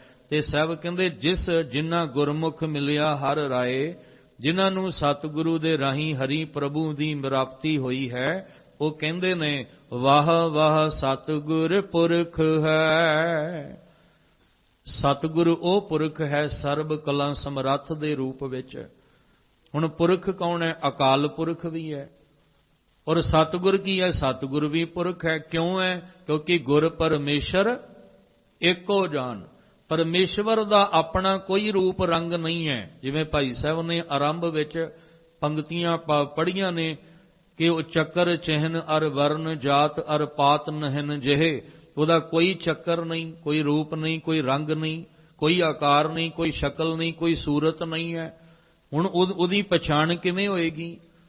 ਉਹਦੀ ਸਮਝ ਕਿਵੇਂ ਆਏਗੀ? ਉਹਦੀ ਜਾਣਕਾਰੀ ਕਿਸ ਤਰ੍ਹਾਂ ਮਿਲੇਗੀ ਜਿਹਦਾ ਕੋਈ ਸ਼ਕਲ ਹੀ ਨਹੀਂ, ਸੂਰਤ ਹੀ ਨਹੀਂ, ਰੰਗ ਹੀ ਨਹੀਂ, ਰੂਪ ਨਹੀਂ, ਆਕਾਰ ਹੀ ਨਹੀਂ? ਉਹਨੂੰ ਤੁਸੀਂ ਕਿਵੇਂ ਸਮਝੋਗੇ? ਫਿਰ ਉਹਨੂੰ ਸਮਝਾਉਣ ਵਾਸਤੇ ਪਰਮੇਸ਼ਵਰ ਨੇ ਆਪਣਾ ਇੱਕ ਰੂਪ ਬਣਾਇਆ ਸਤਿਗੁਰ ਦਾ। ਸਤਿਗੁਰੂ ਦੇ ਰਾਹੀਂ ਨਿਰੰਕਾਰ ਨੇ ਸੋਝੀ ਆਪਣੀ ਜਿਹੜੀ ਹੈ ਉਹ ਦਿੱਤੀ ਹੈ। ਇਸ ਲਈ ਕਹਿ ਰਹੇ ਨੇ ਵਾਹ ਵਾਹ ਸਤਿਗੁਰ ਪੁਰਖ ਹੈ। ਪੁਰਖ ਦਾ ਅਰਥ ਸਰਬ ਕਲਾ ਸਮਰੱਥ। ਉਹ ਸਤਿਗੁਰ ਵਾਹ ਵਾਹ ਧੰਨਤਾ ਦੇ ਯੋਗ ਹੈ ਜਿਨ ਸੱਚ ਜਾਤਾ ਸੋਏ। ਜਿਸ ਨੇ ਸੱਚ ਨੂੰ ਜਾਣਿਆ ਹੈ ਉਸ ਅਕਾਲ ਪੁਰਖ ਪਰਮੇਸ਼ਵਰ ਦੇ, ਔਰ ਉਸ ਸੱਚ ਨੂੰ ਸਾਡੇ ਤੱਕ ਪਹੁੰਚਾ ਕੇ ਸਾਨੂੰ ਸੱਚ ਦੇ ਨਾਲ ਜੋੜਿਆ। ਧੰਨ ਗੁਰੂ ਨਾਨਕ ਸਾਹਿਬ ਜੀ ਸੰਸਾਰ ਦਾ ਭਰਮਣ ਕਰਦੇ ਨੇ, ਵੱਖ-ਵੱਖ ਇਲਾਕਿਆਂ ਵਿੱਚ ਜਾਣਾ, ਵੱਖ-ਵੱਖ ਧਰਮਾਂ ਦੇ ਲੋਕ ਜਿਹੜੇ ਨੇ ਉਹਨਾਂ ਕੋਲ, ਧਰਮ ਦੇ ਆਗੂਆਂ ਕੋਲ ਜਾਣਾ, ਔਰ ਕਈ ਵਾਰ ਧਰਮ ਅਸਥਾਨ ਤੇ ਵੀ ਜਾਂਦੇ ਨੇ। ਸਾਡੇ ਵਰਗਾ ਕਿਸੇ ਹੋਰ ਧਰਮ ਅਸਥਾਨ ਤੇ ਖਲੋਤਾ ਹੋਵੇ ਤੇ ਕਿੰਨੇ ਕਮੈਂਟ ਆਉਣੇ ਸ਼ੁਰੂ ਹੋ ਜਾਂਦੇ, ਦੇਖੋ ਜੀ ਆ ਫਲਾਣੀ ਥਾਂ ਤੇ ਖਲੋਤਾ ਨਜ਼ਰ ਆਉਂਦਾ ਸੀ, ਪਰ ਕੀ ਪਤਾ ਉੱਥੇ ਉਹ ਗੁਰਬਾਣੀ ਦਾ ਗਿਆਨ ਵੰਡਣ ਵਾਸਤੇ ਗਿਆ ਹੋਵੇ, ਕੀ ਪਤਾ ਉੱਥੇ ਗੁਰਬਾਣੀ ਵਿੱਚੋਂ ਸੱਚ ਹੀ ਦੱਸਣ ਵਾਸਤੇ ਉੱਥੇ ਗਿਆ ਹੋਵੇ। ਪਰ ਅਸੀਂ ਕੁਝ ਨਹੀਂ ਸਮਝਦੇ, ਕੁਝ ਨਹੀਂ ਵੇਖਦੇ, ਬਸ ਦੇਖਦੇ ਹਾਂ ਸਾਰੀ ਆਪਣਾ ਕਮੈਂਟ ਦੇਣਾ ਸ਼ੁਰੂ ਕਰ ਦਿੰਦੇ ਹਾਂ। ਤੇ ਕੀ ਗੁਰੂ ਨਾਨਕ ਸਾਹਿਬ ਮਸੀਤ ਨਹੀਂ ਗਏ? ਕਿ ਧੰਨ ਗੁਰੂ ਨਾਨਕ ਸਾਹਿਬ ਕਾਂਸ਼ੀ ਹਰਿਦੁਆਰ ਨਹੀਂ ਗਏ? ਕਿ ਧੰਨ ਗੁਰੂ ਨਾਨਕ ਸਾਹਿਬ ਮੱਕੇ ਤੇ ਮਦੀਨੇ ਨਹੀਂ ਗਏ? ਸਤਿਗੁਰੂ ਸੁਲਤਾਨਪੁਰ ਜਦੋਂ ਗੁਰੂ ਨਾਨਕ ਸਾਹਿਬ ਜੀ ਨੇ ਆਖਿਆ ਵੀ ਸਾਡੇ ਲਈ ਸਾਰੇ ਹੀ ਰੱਬ ਦਾ ਰੂਪ ਨੇ, ਸਾਰੇ ਹੀ ਇੱਕ ਅਕਾਲ ਪੁਰਖ ਦਾ ਰੂਪ ਨੇ, ਤਾਂ ਫਿਰ ਉਸ ਵੇਲੇ ਆਖਿਆ ਵੀ ਜੇ ਸਾਰੇ ਹੀ ਖੁਦਾ ਦੇ ਬੰਦੇ ਨੇ ਫਿਰ ਸਾਡੇ ਨਾਲ ਚੱਲ ਕੇ ਮਸੀਤ ਵਿੱਚ ਨਵਾਜ਼ ਅਦਾ ਕਰੋ। ਤੇ ਗੁਰੂ ਨਾਨਕ ਸਾਹਿਬ ਗਏ। ਸਾਰਾ ਪਿੰਡ ਇਲਾਕਾ ਇਕੱਠਾ ਹੋ ਕੇ ਬੇਬੇ ਨਾਨਕੀ ਕੋਲ ਆ ਕੇ ਕਹਿਣ ਲੱਗੇ ਤੂੰ ਆਪਣੇ ਵੀਰ ਨੂੰ ਸਮਝਾਇਆ ਨਹੀਂ? ਉਹ ਮਸੀਤ ਵਿੱਚ ਚੱਲਿਆ ਨਵਾਜ਼ ਅਦਾ ਕਰਨ ਵਾਸਤੇ। ਤੇ ਬੇਬੇ ਨਾਨਕੀ ਉਹ ਹੈ ਜਿਨੇ ਧੰਨ ਗੁਰੂ ਨਾਨਕ ਸਾਹਿਬ ਜੀ ਨੂੰ ਸਮਝਿਆ ਹੈ। ਜਿਸ ਦਿਨ ਅਸੀਂ ਗੁਰੂ ਗ੍ਰੰਥ ਸਾਹਿਬ ਜੀ ਨੂੰ ਸਮਝ ਲਾਂਗੇ ਨਾ, ਉਸ ਦਿਨ ਸਾਰੇ ਝਗੜੇ ਸਾਡੇ ਮੁੱਕ ਜਾਣਗੇ। ਉਸ ਦਿਨ ਵਿਤਕਰੇ, ਨਫ਼ਰਤ, ਈਰਖਾ ਸਭ ਖਤਮ ਹੋ ਜਾਏਗੀ। ਪਰ ਅਫਸੋਸ ਹੈ ਕਿ ਅਸੀਂ ਗੁਰੂ ਗ੍ਰੰਥ ਸਾਹਿਬ ਜੀ ਨੂੰ ਸਮਝ ਹੀ ਨਹੀਂ ਪਾ ਰਹੇ। ਅਸੀਂ ਗੁਰੂ ਗ੍ਰੰਥ ਸਾਹਿਬ ਪਾਤਸ਼ਾਹ ਜੀ ਦੀ ਬਾਣੀ ਦਾ ਗਿਆਨ ਲੈ ਹੀ ਨਹੀਂ ਪਾ ਰਹੇ ਹਾਂ। ਜਿਸ ਦਿਨ ਇਹ ਗਿਆਨ ਮਿਲ ਗਿਆ ਉਸ ਦਿਨ ਝਗੜੇ ਸਾਰੇ ਹੀ ਮੁੱਕ ਜਾਣੇ ਨੇ। ਬੇਬੇ ਨਾਨਕੀ ਨੂੰ ਸਮਝ ਸੀ ਕਿ ਧੰਨ ਗੁਰੂ ਨਾਨਕ ਸਾਹਿਬ ਜੀ ਬਾਰੇ। ਉਹਨਾਂ ਆਖਿਆ ਤੁਸੀਂ ਸਾਰੇ ਪਿੰਡ ਦੇ ਲੋਕ ਇੱਕ, ਸੁਲਤਾਨਪੁਰ ਲੋਧੀ ਦੇ ਜਿੰਨੇ ਲੋਕ ਇੱਕ ਪਾਸੇ ਹੋ ਜਾਓ ਤੇ ਮੈਂ ਇਕੱਲੀ ਇੱਕ ਪਾਸੇ ਖਲੋਤੀਆਂ। ਮੈਂ ਇਹ ਗੱਲ ਕਹਿ ਰਹੀ ਹਾਂ ਦਾਅਵੇ ਨਾਲ ਕਿ ਜੇ ਮੇਰਾ ਵੀਰ ਨਾਨਕ ਜੀ ਜੇ ਮਸੀਤ ਵਿੱਚ ਚੱਲੇ ਨੇ ਤੇ ਉਹਨਾਂ ਨੂੰ ਕੁਝ ਨਾ ਕੁਝ ਸਿੱਖਿਆ ਦੇਣ ਵਾਸਤੇ ਚੱਲੇ, ਉਹਨਾਂ ਨੂੰ ਕੁਝ ਨਾ ਕੁਝ ਸਮਝਾਉਣ ਲਈ, ਉਹਨਾਂ ਭੁੱਲਿਆਂ ਭਟਕਿਆਂ ਨੂੰ ਸਿੱਧੇ ਰਾਹ ਪਾਉਣ ਲਈ ਚੱਲੇ ਹੋਣਗੇ। ਸਾਰੇ ਲੋਕ ਇੱਕ ਪਾਸੇ, ਬੇਬੇ ਨਾਨਕੀ ਇੱਕ ਪਾਸੇ। ਤੇ ਜਦੋਂ ਗੁਰੂ ਨਾਨਕ ਸਾਹਿਬ ਮਸੀਤ ਵਿੱਚ ਆਏ, ਉੱਥੇ ਜਿਹੜਾ ਕਹਿੰਦੇ ਸਾਰੇ ਹੀ ਨਵਾਜ਼ ਅਦਾ ਕਰਦੇ, ਕਾਜੀ ਵੀ ਹੈ, ਮੁੱਲਾ ਵੀ ਹੈ, ਨਵਾਬ ਵੀ ਹੈ। ਤੇ ਦੇਖਿਆ ਵੀ ਸਾਰਿਆਂ ਨੇ ਨਵਾਜ਼ ਅਦਾ ਕੀਤੀ। ਗੁਰੂ ਨਾਨਕ ਸਾਹਿਬ ਉਦਾਂ ਹੀ ਖਲੋਤੇ, ਸਾਰੇ ਇਕੱਠੇ ਹੋ ਕੇ ਆ ਗਏ। ਕਹਿੰਦੇ ਨੇ ਨਾਨਕ ਜੀ ਤੁਸੀਂ ਚੰਗਾ ਨਹੀਂ ਕੀਤਾ, ਤੁਸੀਂ ਇੱਥੇ ਮਸੀਤ ਵਿੱਚ ਆ ਕੇ ਨਵਾਜ਼ ਸਾਡੇ ਨਾਲ ਅਦਾ ਨਹੀਂ ਕੀਤੀ ਹੈ। ਸਾਹਿਬ ਜੀ ਕਹਿੰਦੇ ਜੇ ਤੁਸੀਂ ਕਰਦੇ ਤੇ ਮੈਂ ਵੀ ਕਰ ਲੈਂਦਾ, ਜੇ ਤੁਸੀਂ ਨਵਾਜ਼ ਅਦਾ ਕਰਦੇ ਤੇ ਮੈਂ ਵੀ ਅਦਾ ਕਰ ਲੈਂਦਾ, ਪਰ ਤੁਸੀਂ ਕੀਤੀ ਕੋਈ ਨਹੀਂ ਤੇ ਮੈਂ ਕਿਵੇਂ ਕਰਦਾ? ਕਿਉਂਕਿ ਮੈਨੂੰ ਲੈ ਕੇ ਤਾਂ ਤੁਸੀਂ ਇਸੇ ਵਾਸਤੇ ਆਏ ਹੋ। ਉਹ ਕਹਿੰਦੇ ਅਸੀਂ ਇਹ ਕਿਵੇਂ ਹੋ ਸਕਦਾ? ਨਵਾਬ ਵੀ ਗੁੱਸੇ ਹੋ ਗਿਆ, ਕਾਜੀ ਵੀ ਗੁੱਸੇ ਹੋ ਗਿਆ, ਇਹ ਕਿਵੇਂ ਹੋ ਸਕਦਾ? ਅਸੀਂ ਸਾਰੇ ਜਿਹੜੇ ਆ ਇਹ ਨਵਾਜ਼ ਅਦਾ ਕਰਨ ਵਾਲੇ। ਤੇ ਗੁਰੂ ਨਾਨਕ ਸਾਹਿਬ ਜੀ ਕਹਿੰਦੇ ਆਪਣੇ ਅੰਦਰ ਝਾਤ ਮਾਰੋ ਕਿ ਤੁਹਾਡਾ ਇੱਕ ਦਾ ਮਨ ਤੇ ਘਰ ਵਿੱਚ ਫਿਰਦਾ ਸੀ, ਇੱਕ ਦਾ ਮਨ ਬਾਜ਼ਾਰ ਵਿੱਚ ਫਿਰਦਾ ਸੀ, ਮਸੀਤ ਵਿੱਚ ਹੈ ਕੌਣ ਸੀ? ਨਵਾਜ਼ ਕਿਹਨੇ ਅਦਾ ਕਰਨੀ ਸੀ? ਇੱਕ ਦਾ ਮਨ ਘਰ ਵਿੱਚ ਘੁੰਮਦਾ ਸੀ, ਇੱਕ ਦਾ ਬਾਜ਼ਾਰ ਵਿੱਚ ਘੁੰਮਦਾ ਸੀ। ਸਾਰੀਆਂ ਦੀ ਨੀਵੀਂ ਪੈ ਗਈਆਂ। ਸਮਝ ਆ ਗਈ। ਬੇਬੇ ਨਾਨਕੀ ਨੇ ਆਖਿਆ ਲੋਕੋ ਤੁਸੀਂ ਕਹਿੰਦੇ ਸੀ ਉਹ ਮਸੀਤ ਕੀ ਕਰਨ ਚੱਲੇ ਆ? ਆਹ ਗੱਲ ਸਮਝਾਉਣ ਲਈ ਮੇਰਾ ਵੀਰ ਨਾਨਕ ਮਸੀਤ ਵਿੱਚ ਗਿਆ। ਕਦੇ ਵੀ ਅਸੀਂ ਬਿਨਾਂ ਸਮਝਿਆ ਹੋਇਆਂ ਆਪਣਾ ਗਲਤ ਕਮੈਂਟ ਕਰਕੇ ਗਲਤ ਫਹਿਮੀ ਨਾ ਪੈਦਾ ਕਰਿਆ ਕਰੀਏ। ਪਹਿਲਾਂ ਸਮਝਿਆ ਕਰੀਏ ਵੀ ਕਾਰਨ ਕੀ ਹੈ, ਵਜ੍ਹਾ ਕੀ ਹੈ। ਅਸੀਂ ਬਿਨਾਂ ਕਿਸੇ ਕਾਰਨ, ਬਿਨਾਂ ਕਿਸੇ ਵਜ੍ਹਾ ਦੇ ਆਪਣੀ ਗੱਲ ਸਾਹਮਣੇ ਰੱਖ ਕੇ ਤੇ ਉਸ ਮਾੜੀ ਜੀ ਗੱਲ ਨੂੰ ਵਿਵਾਦ ਬਣਾ ਕੇ ਇੰਨਾ ਵੱਡਾ ਕਰ ਦਿੰਦੇ ਆ। ਇਹ ਆਮ ਤੌਰ ਤੇ ਸੰਸਾਰ ਵਿੱਚ ਐਸਾ ਹੁੰਦਾ ਹੈ। ਸਤਿਗੁਰੂ ਗੁਰੂ ਪਾਤਸ਼ਾਹ ਜੀ ਤੋਂ ਅਸੀਂ ਧੰਨ ਜਾਣਾ। ਕਿਉਂ ਜਾਣਾ? ਕਿਉਂਕਿ ਗੁਰੂ ਰਾਮਦਾਸ ਪਾਤਸ਼ਾਹ ਜੀ ਕਹਿੰਦੇ ਵਾਹ ਵਾਹ ਸਤਿਗੁਰ ਪੁਰਖ ਹੈ, ਜਿਨ ਸੱਚ ਜਾਤਾ ਸੋਏ। ਜਿਸ ਨੇ ਸੱਚ ਨੂੰ ਜਾਣਿਆ ਹੈ ਔਰ ਜਿਹੜਾ ਐਸੇ ਸਤਿਗੁਰੂ ਦੇ ਚਰਨੀ ਆ ਕੇ ਲੱਗ ਗਿਆ ਜਿਵੇਂ ਅੱਜ ਗੁਰੂ ਸਾਹਿਬ ਨੇ ਹੁਕਮ ਦਿੱਤਾ, ਗੁਰਪੂਰੈ ਚਰਨੀ ਲਾਇਆ, ਹਰ ਸੰਗ ਸਹਾਈ ਪਾਇਆ, ਜਹ ਜਾਈਐ ਤਹਾਂ ਸੁਹੇਲੇ, ਕਰ ਕਿਰਪਾ ਪ੍ਰਭ ਮੇਲੇ। ਜਿਹਨੂੰ ਪੂਰੇ ਗੁਰੂ ਨੇ, ਜਿਨ੍ਹਾਂ ਨੂੰ ਆਪਣੇ ਚਰਨੀ ਲਾ ਕੇ ਇਹ ਗਿਆਨ ਦੀਆਂ ਬਖਸ਼ਿਸ਼ਾਂ ਦੇ ਦਿੱਤੀਆਂ, ਉਹ ਧੰਨਤਾ ਦੇ ਯੋਗ ਹੈ ਸਤਿਗੁਰੂ ਜੀ, ਜਿਨ੍ਹਾਂ ਨੇ ਸੱਚ ਨੂੰ ਜਾਣ ਕੇ, ਸਾਨੂੰ ਸੱਚ ਸਮਝਾ ਕੇ ਸੱਚ ਦੇ ਵਿੱਚ ਸਾਨੂੰ ਲੀਨ ਕੀਤਾ, ਭਾਵ ਸੱਚ ਨਾਲ ਜੋੜਨਾ ਕੀਤਾ। ਜਿਤ ਮਿਲਿਆ ਤਿਖ ਉਤਰੈ, ਤਨ ਮਨ ਸ਼ੀਤਲ ਹੋਏ। ਉਹ ਸਤਿਗੁਰੂ ਧੰਨਤਾ ਦੇ ਯੋਗ ਨੇ, ਜਿਤ ਮਿਲੇ ਐ, ਜਿਨ੍ਹਾਂ ਨੂੰ ਮਿਲ ਕੇ, ਜਿਨ੍ਹਾਂ ਦੇ ਮਿਲਾਪ ਵਿੱਚ ਤਿਖ ਉਤਰੈ। ਤਿਖ ਕਹਿੰਦੇ ਤ੍ਰਿਸ਼ਨਾ, ਪਿਆਸ। ਕਹਿੰਦੇ ਜਿਹੜੀ ਅੰਦਰ ਤ੍ਰਿਸ਼ਨਾ ਮੁੱਕਦੀ ਕੋਈ ਨਹੀਂ ਨਾ ਪਈ, ਜੀਵਨ ਮੁੱਕਣ ਤੇ ਆ ਗਿਆ ਪਰ ਤ੍ਰਿਸ਼ਨਾ ਨਹੀਂ ਮੁੱਕਦੀ ਪਈ। ਅੰਦਰ ਜਿਹੜੀ ਤ੍ਰਿਸ਼ਨਾ ਦਿਨੋਂ ਦਿਨ ਵੱਧਦੀ ਜਾ ਰਹੀ ਹੈ, ਘਟਦੀ, ਸਰੀਰ ਘਟਦਾ ਜਾ ਰਿਹਾ ਹੈ, ਤ੍ਰਿਸ਼ਨਾ ਵੱਧਦੀ ਜਾ ਰਹੀ ਹੈ। ਅੱਖਾਂ ਦੀ ਰੋਸ਼ਨੀ ਘਟਦੀ ਜਾ ਰਹੀ ਹੈ, ਤ੍ਰਿਸ਼ਨਾ ਵੱਧਦੀ ਜਾ ਰਹੀ ਹੈ। ਕੰਨਾਂ ਦੀ ਸਰੋਤ ਘਟਦੀ ਜਾ ਰਹੀ ਹੈ, ਤ੍ਰਿਸ਼ਨਾ ਵੱਧਦੀ ਜਾ ਰਹੀ ਹੈ। ਮੁਖ ਵਿੱਚ ਦੰਦ ਵੀ ਘਸ ਚੁੱਕੇ ਨੇ, ਪਰ ਤ੍ਰਿਸ਼ਨਾ, ਪਿਆਸ ਫਿਰ ਵੱਧਦੀ ਜਾ ਰਹੀ ਹੈ। ਸਰੀਰ ਜਿਹੜਾ ਸੀ ਉਹ ਕਮਜ਼ੋਰ ਹੋ ਗਿਆ, ਪਰ ਜਿਹੜੀ ਤਿੱਖ ਸੀ, ਪਿਆਸ ਸੀ, ਉਹ ਵੱਧਣੀ ਸ਼ੁਰੂ ਹੋ ਗਈ। ਇਹ ਮੁੱਕਦੀ ਨਹੀਂ ਸੀ। ਪਰ ਜਿਸ ਸਤਿਗੁਰੂ ਨੂੰ ਮਿਲ ਕੇ ਵਾਹੋ ਵਾਹੋ ਕਿਹਾ ਜਾ ਰਿਹਾ ਹੈ, ਜਿਨ੍ਹਾਂ ਨੂੰ ਮਿਲ ਕੇ ਤਿੱਖ ਉਤਰੇ, ਅੰਦਰ ਦੀ ਪਿਆਸ ਸਦਾ ਲਈ ਉਤਰ ਗਈ, ਤ੍ਰਿਸ਼ਨਾ ਅੰਦਰ ਦੀ ਮੁੱਕ ਗਈ, ਤਨ ਮਨ ਸ਼ੀਤਲ ਹੋਏ। ਔਰ ਤਨ ਤੇ ਮਨ ਦੇ ਵਿੱਚ ਸ਼ੀਤਲਤਾ, ਠੰਡਕ ਜਿਹੜੀ ਸੀ ਉਹ ਬਣ ਆਈ, ਕਿਉਂਕਿ ਅੰਦਰ ਵਿਕਾਰਾਂ ਦੀ ਅੱਗ ਹਰ ਵੇਲੇ ਬਲ ਰਹੀ ਸੀ। ਉਹ ਵਿਕਾਰ, ਤ੍ਰਿਸ਼ਨਾ ਵੀ ਇੱਕ ਅੱਗ ਹੈ, ਔਰ ਤ੍ਰਿਸ਼ਨਾ, ਕਾਮ ਵੀ ਇੱਕ ਅੱਗ ਹੈ, ਕ੍ਰੋਧ ਵੀ ਇੱਕ ਅੱਗ ਹੈ, ਕਹਿੰਦੇ ਈਰਖਾ ਵੀ ਇੱਕ ਅੱਗ ਹੈ। ਇਹ ਜਿਹੜੀਆਂ ਅਗਨੀਆਂ ਅੰਦਰ ਬਲ ਕੇ ਤਪਾ ਰਹੀਆਂ ਸੀ ਨਾ, ਉੱਥੇ ਸ਼ੀਤਲ ਠੰਡਕ ਤਾਂ ਨਹੀਂ ਸੀ ਮਿਲ ਰਹੀ। ਗੁਰੂ ਦੇ ਮਿਲਾਪ ਵਿੱਚ ਅੰਦਰ ਮਨ ਤਨ ਸ਼ੀਤਲ ਹੋ ਗਿਆ। ਕਿਉਂ? ਕਿਉਂਕਿ ਗੁਰ ਦਾਤਾ, ਗੁਰ ਹਿਵੈ ਘਰ, ਗੁਰ ਦੀਪਕ ਤਹਿ ਲੋਏ। ਇਹ ਗੁਣ ਨੇ ਸਤਿਗੁਰੂ ਦੇ ਵਿੱਚ। ਸਤਿਗੁਰੂ ਨਾਮ ਦਾ ਦਾਤਾ ਵੀ ਹੈ, ਔਰ ਸਤਿਗੁਰੂ ਹਿਵੈ ਘਰ। ਹਿਵੈ ਕਹਿੰਦੇ ਹਿਮਾਲਿਆ ਵਿੱਚ ਜਿਵੇਂ ਠੰਡ ਵਰਤਦੀ ਹੈ ਨਾ ਹਰ ਵੇਲੇ, ਇਸੇ ਤਰ੍ਹਾਂ ਸਤਿਗੁਰੂ ਜੀ ਦੀ ਬਾਣੀ ਵਿੱਚ ਠੰਡਕ ਹੈ। ਸਾਨੂੰ ਗੁਰਬਾਣੀ ਦੇ ਨੇੜੇ ਹੋਣ ਦੀ ਲੋੜ ਹੈ, ਠੰਡਕ ਆਪੇ ਹੀ ਮਿਲ ਜਾਣੀ ਹੈ। ਹੁਣ ਗੁਰਬਾਣੀ ਦੇ ਨੇੜੇ ਕਿਹਨੇ ਹੋਣਾ ਸੀ? ਮਨ ਨੇ। ਮਨ ਨੇੜੇ ਹੋਇਆ ਨਹੀਂ ਤੇ ਹਰ ਵੇਲੇ ਤਪਦਾ ਰਹਿੰਦਾ ਹੈ। ਕਹਿੰਦੇ ਗੁਰੂ ਇੱਕ ਠੰਡਕ ਦਾ ਘਰ ਵੀ ਹੈ। ਗੁਰ ਦੀਪਕ ਤੈਂ ਲੋਏ। ਗੁਰੂ ਉਹ ਦੀਪਕ ਹੈ ਜਿਹੜਾ ਤਿੰਨਾਂ ਲੋਕਾਂ ਵਿੱਚ ਰੋਸ਼ਨੀ ਕਰਦਾ। ਅਸੀਂ ਜਿਹੜੇ ਦੀਵੇ ਬਾਲਦੇ ਹਾਂ ਉਹਦੇ ਥੱਲੇ ਤੇ ਆਪ ਹਨੇਰਾ ਹੁੰਦਾ ਹੈ, ਪਰ ਇਹ ਉਹ ਦੀਪਕ ਹੈ ਜਿਹਦੇ ਆਪਣੇ ਅੰਦਰ ਵੀ ਚਾਨਣ ਹੈ, ਔਰ ਜਿਹੜਾ ਦੂਜਿਆਂ ਨੂੰ ਵੀ ਚਾਨਣ। ਤੇ ਜਿਹੜਾ ਆਪ ਹਨੇਰੇ ਵਿੱਚ ਹੈ ਉਹ ਦੂਜਿਆਂ ਨੂੰ ਚਾਨਣ ਕਿੱਥੋਂ ਦੇਗਾ?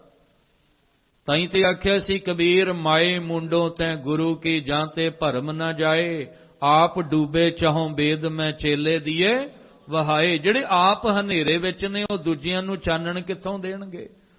ਜਿਹੜੇ ਆਪ ਵਿਕਾਰੀ ਨੇ ਉਹ ਦੂਜਿਆਂ ਦੇ ਵਿਕਾਰ ਕਿਵੇਂ ਦੂਰ ਕਰਨਗੇ? ਐਸੇ ਗੁਰੂ ਕੋ ਬਲ ਬਲ ਜਾਈਏ, ਆਪ ਮੁਕਤ ਮੋਹਿ ਤਾਰੇ। ਕਹਿੰਦੇ ਗੁਰੂ ਉਹ ਦੀਪਕ ਹੈ ਜਿਹੜਾ ਆਪ ਵੀ ਗਿਆਨ ਨਾਲ ਭਰਪੂਰ ਹੈ ਤੇ ਜਿਹੜਾ ਦੂਜਿਆਂ ਨੂੰ ਵੀ ਚਾਨਣ ਦੇ ਰਿਹਾ, ਔਰ ਤਿੰਨ ਲੋਕਾਂ ਵਿੱਚ ਜਿਹਦਾ ਚਾਨਣ ਵਰਤਦਾ ਹੈ। ਇੱਥੇ ਕਹਿੰਦੇ ਸਤਿਗੁਰੂ ਤੋਂ ਅਸੀਂ ਵਾਹ ਵਾਹੋ ਸਦਕੇ ਜਾਈਏ, ਜਿਨ੍ਹਾਂ ਦੇ ਮਿਲਾਪ ਵਿੱਚ ਤਿੱਖ ਤ੍ਰਿਸ਼ਨਾ ਵੀ ਬੁੱਝ ਜਾਂਦੀ ਹੈ, ਪਿਆਸ ਵੀ ਮੁੱਕ ਜਾਂਦੀ ਹੈ, ਔਰ ਤਨ ਮਨ ਕਰਕੇ ਸ਼ੀਤਲਤਾ, ਠੰਡਕ ਜਿਹੜੀ ਹੈ ਉਹ ਪ੍ਰਾਪਤ ਹੁੰਦੀ ਹੈ। ਵਾਹ ਵਾਹ ਸਤਿਗੁਰ ਸਤਿਪੁਰਖ ਹੈ, ਜਿਸਨੋ ਸਮਤ ਸਭ ਕੋਏ। ਉਸ ਸਤਿਗੁਰੂ ਨੂੰ ਵਾਹ ਵਾਹ ਹੈ। ਸਤਿਗੁਰੂ ਤੋਂ ਅਸੀਂ ਸਦਕੇ ਜਾਈਏ। ਉਹ ਧੰਨਤਾ ਦੇ ਯੋਗ ਸਤਿਗੁਰੂ ਨੇ ਜਿਹੜੇ ਸਤਿਪੁਰਖ ਦਾ ਰੂਪ ਨੇ। ਪਹਿਲਾਂ ਹੀ ਜ਼ਿਕਰ ਕੀਤਾ ਵੀ ਸਤਿਪੁਰਖ ਜਿਨ ਜਾਣਿਆ ਸਤਿਗੁਰ ਤਿਸ ਕਾ ਨਾਉ। ਕਹਿੰਦੇ ਉਹ ਸਤਿਪੁਰਖ ਦਾ ਰੂਪ ਸਤਿਗੁਰੂ, ਉਹ ਸਤਿਗੁਰੂ ਤੋਂ ਅਸੀਂ ਧੰਨਤਾ ਦੇ ਯੋਗ ਵੀ ਹਾਂ ਤੇ ਸਦਕੇ ਵੀ ਹਾਂ। ਜਿਸ ਨੂੰ ਸਮਤ ਸਭ ਕੋਏ। ਸਮਤ ਦਾ ਅਰਥ ਹੁੰਦਾ ਹੈ ਕਿ ਸਾਰੇ ਇੱਕ ਬਰਾਬਰ, ਜਿਸ ਦੀ ਨਜ਼ਰ ਦੇ ਵਿੱਚ ਸਾਰੇ ਇੱਕ ਬਰਾਬਰ ਨੇ। ਹੁਣ ਜਿਸ ਸਤਿਗੁਰੂ ਗੁਰੂ ਗ੍ਰੰਥ ਸਾਹਿਬ ਦੀ ਹਜ਼ੂਰੀ 'ਚ ਆਪਾਂ ਬੈਠੇ ਹਾਂ, ਸਾਡੇ ਲਈ ਸਤਿਗੁਰੂ ਤਾਂ ਗੁਰੂ ਗ੍ਰੰਥ ਸਾਹਿਬ ਪਾਤਸ਼ਾਹ। ਹੁਣ ਗੁਰੂ ਗ੍ਰੰਥ ਸਾਹਿਬ ਜੀ ਦੀ ਹਜ਼ੂਰੀ ਵਿੱਚ ਕੋਈ ਹਿੰਦੂ ਆ ਜਾਏ, ਕੋਈ ਮੁਸਲਮਾਨ ਆ ਜਾਏ, ਕੋਈ ਸਿੱਖ ਆ ਜਾਏ, ਕੋਈ ਈਸਾਈ ਆ ਜਾਏ, ਕੋਈ ਬੋਧੀ ਆ ਜਾਏ, ਕੋਈ ਖੱਤਰੀ ਬ੍ਰਾਹਮਣ ਸ਼ੂਦਰ ਵੈਸ਼ ਆ ਜਾਏ, ਤੇ ਸਤਿਗੁਰੂ ਨੇ ਕਹਿਣਾ ਵੀ ਵੱਖਰੇ ਵੱਖਰੇ ਹੋ ਕੇ ਬੈਠੋ, ਵੱਖਰੀਆਂ ਵੱਖਰੀਆਂ ਲਾਈਨਾਂ ਵਿੱਚ ਬੈਠੋ। ਇਸੇ ਨੂੰ ਤਾਂ ਮਿਟਾਉਣ ਲਈ ਪਹਿਲੇ ਕਿਹਾ ਸੀ, ਪਹਿਲੇ ਪੰਗਤ ਪਾਛੈ ਸੰਗਤ। ਸੰਗਤ ਵਿੱਚ ਬੈਠ ਕੇ ਜੇ ਤੁਹਾਡੇ ਮਨ ਵਿੱਚ ਹੋਇਆ ਨਾ ਵੀ ਇਹ ਤੇ ਸ਼ੂਦਰ ਹੈ, ਮੈਂ ਨਹੀਂ ਇਹਦੇ ਨਾਲ ਬਹਿਣਾ, ਮੇਰਾ ਕਿਤੇ ਗੋਡਾ ਹੀ ਨਾ ਇਹਦੇ ਨਾਲ ਲੱਗ ਜਾਏ, ਫਿਰ ਅਸੀਂ ਸਤਿਗੁਰੂ ਕੋਲੋਂ ਕੁਝ ਨਹੀਂ ਲੈ ਸਕਦੇ। ਇਹ ਤਾਂ ਗਰੀਬ ਹੈ, ਇਹ ਤੇ ਦਿਹਾੜੀਦਾਰ ਹੈ, ਇਹ ਤਾਂ ਰਿਕਸ਼ਾ ਚਲਾਉਣ ਵਾਲਾ ਹੈ, ਇਹ ਮੇਰੇ ਬਰਾਬਰ ਕਿਵੇਂ ਬਹਿ ਸਕਦਾ ਹੈ? ਸੰਗਤ ਵਿੱਚ ਇਹੋ ਜਿਹੀ ਵਿਚਾਰ ਨਹੀਂ ਆਉਣੀ ਚਾਹੀਦੀ। ਸੰਗਤ ਵਿੱਚ ਸਾਰੇ ਇੱਕ ਬਰਾਬਰ ਨੇ। ਇਸੇ ਬਰਾਬਰਤਾ ਨੂੰ ਬਣਾਉਣ ਲਈ, ਕਿਉਂਕਿ ਸਤਿਗੁਰੂ ਦੇ ਅੰਦਰ ਭਾਵਨਾ ਸਾਰਿਆਂ ਲਈ ਇੱਕ ਬਰਾਬਰ ਹੈ, ਇਸ ਲਈ ਪਹਿਲੇ ਗੁਰੂ ਅਮਰਦਾਸ ਜੀ ਨੇ ਆਖਿਆ ਕਿ ਜਿਹੜਾ ਪਹਿਲੇ ਪੰਗਤ ਪਾਛੈ ਸੰਗਤ। ਪਹਿਲਾਂ ਪੰਗਤ ਵਿੱਚ ਬੈਠੋ, ਪੰਗਤ ਵਿੱਚ ਬੈਠ ਕੇ ਜਦੋਂ ਤੁਸੀਂ ਬਰਾਬਰ ਲੰਗਰ ਛਕੋਗੇ, ਉੱਥੇ ਮਨ ਦੀ ਹਰ ਵਿਤਕਰੇ ਖਤਮ ਹੋ ਜਾਣਗੇ, ਤੇ ਜਦੋਂ ਸੰਗਤ ਵਿੱਚ ਆਓਗੇ ਤਾਂ ਰੰਗਤ ਤੁਹਾਡੇ ਅੰਦਰ ਨਾਮ ਦੀ ਚੜ੍ਹੇਗੀ। ਜੇ ਤੁਹਾਡੇ ਅੰਦਰ ਵਿਤਕਰੇ ਨੇ, ਨਫ਼ਰਤ ਹੈ, ਤੇ ਨਾਮ ਦਾ ਰੰਗ ਫਿਰ ਕਦੇ ਨਹੀਂ ਚੜ ਸਕਦਾ। ਇਸ ਲਈ ਖੱਤਰੀ ਬ੍ਰਾਹਮਣ ਸ਼ੂਦ ਵੈਸ਼ ਉਪਦੇਸ਼ ਚਹੁ ਵਰਨਾ ਕੋ ਸਾਂਝਾ ਕਿਉਂ ਹੈ? ਕਿਉਂਕਿ ਸਤਿਗੁਰੂ ਜੀ ਦੇ ਅੰਦਰ ਜਿਹੜੀ ਭਾਵਨਾ ਹੈ ਉਹ ਸਾਰਿਆਂ ਲਈ ਇੱਕ ਬਰਾਬਰ ਹੈ। ਉਹ ਸਾਡੇ ਧਰਮ, ਸਾਡੇ ਵਰਨ ਦੀ ਮੋਹਰ ਨਹੀਂ ਵੇਖਦੇ, ਉਹ ਦੇਖਦੇ ਨੇ ਇਹ ਮਨੁੱਖ ਉਹ ਹੈ ਜਿਹਨੂੰ ਪਰਮਾਤਮਾ ਨੇ ਬਣਾਇਆ। ਇਹ ਪੰਜ ਤੱਤਾਂ ਦਾ ਮਨੁੱਖਾ ਜਾਤ ਵਿੱਚ ਆਇਆ ਪ੍ਰਾਣੀ ਹੈ ਜਿਹਨੂੰ ਪਰਮੇਸ਼ਵਰ ਨੇ ਬਣਾਇਆ। ਖੱਤਰੀ ਅਸੀਂ ਬਣਾਇਆ, ਸ਼ੂਦਰ ਅਸੀਂ ਬਣਾਇਆ, ਵੈਸ਼ ਅਸੀਂ ਬਣਾਇਆ। ਅਸੀਂ ਇਹ ਧਰਮ ਦੀਆਂ ਵੰਡੀਆਂ ਪਾਈਆਂ ਨੇ, ਪਰਮੇਸ਼ਵਰ ਨੇ ਤਾਂ ਮਨੁੱਖ ਪੈਦਾ ਕੀਤਾ ਸੀ। ਇਸ ਲਈ ਕਹਿ ਰਹੇ ਨੇ, ਉਸ ਸਤਿਗੁਰੂ ਤੋਂ ਮੈਂ ਵਾਹੋ ਵਾਹੋ ਹਾਂ, ਸਦਕੇ ਹਾਂ, ਜਿਸ ਸਤਿਪੁਰਖ ਦੇ ਰੂਪ ਸਤਿਗੁਰੂ ਦੀ ਨਜ਼ਰ ਵਿੱਚ ਸਮਤ ਸਭ ਕੋਏ, ਸਾਰੇ ਇੱਕ ਬਰਾਬਰ ਹਨ, ਕੋਈ ਕਿਸੇ ਪ੍ਰਕਾਰ ਦਾ ਮਤ ਭੇਦ ਨਹੀਂ। ਜਾਂ ਕਹਿ ਲਈਏ ਕਿ ਸਾਰੀ ਮਤ ਆ ਕੇ ਇੱਥੇ ਇਕੱਠੀ ਹੋ ਜਾਂਦੀ ਹੈ।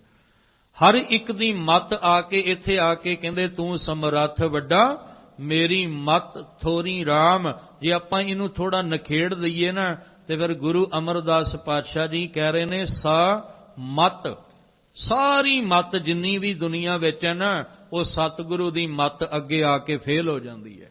ਤੇ ਜੇ ਇਕੱਠਾ ਪੜੋਗੇ ਸਮਤ, ਤੇ ਉਹਦਾ ਅਰਥ ਬਣ ਜਾਏਗਾ ਬਰਾਬਰ।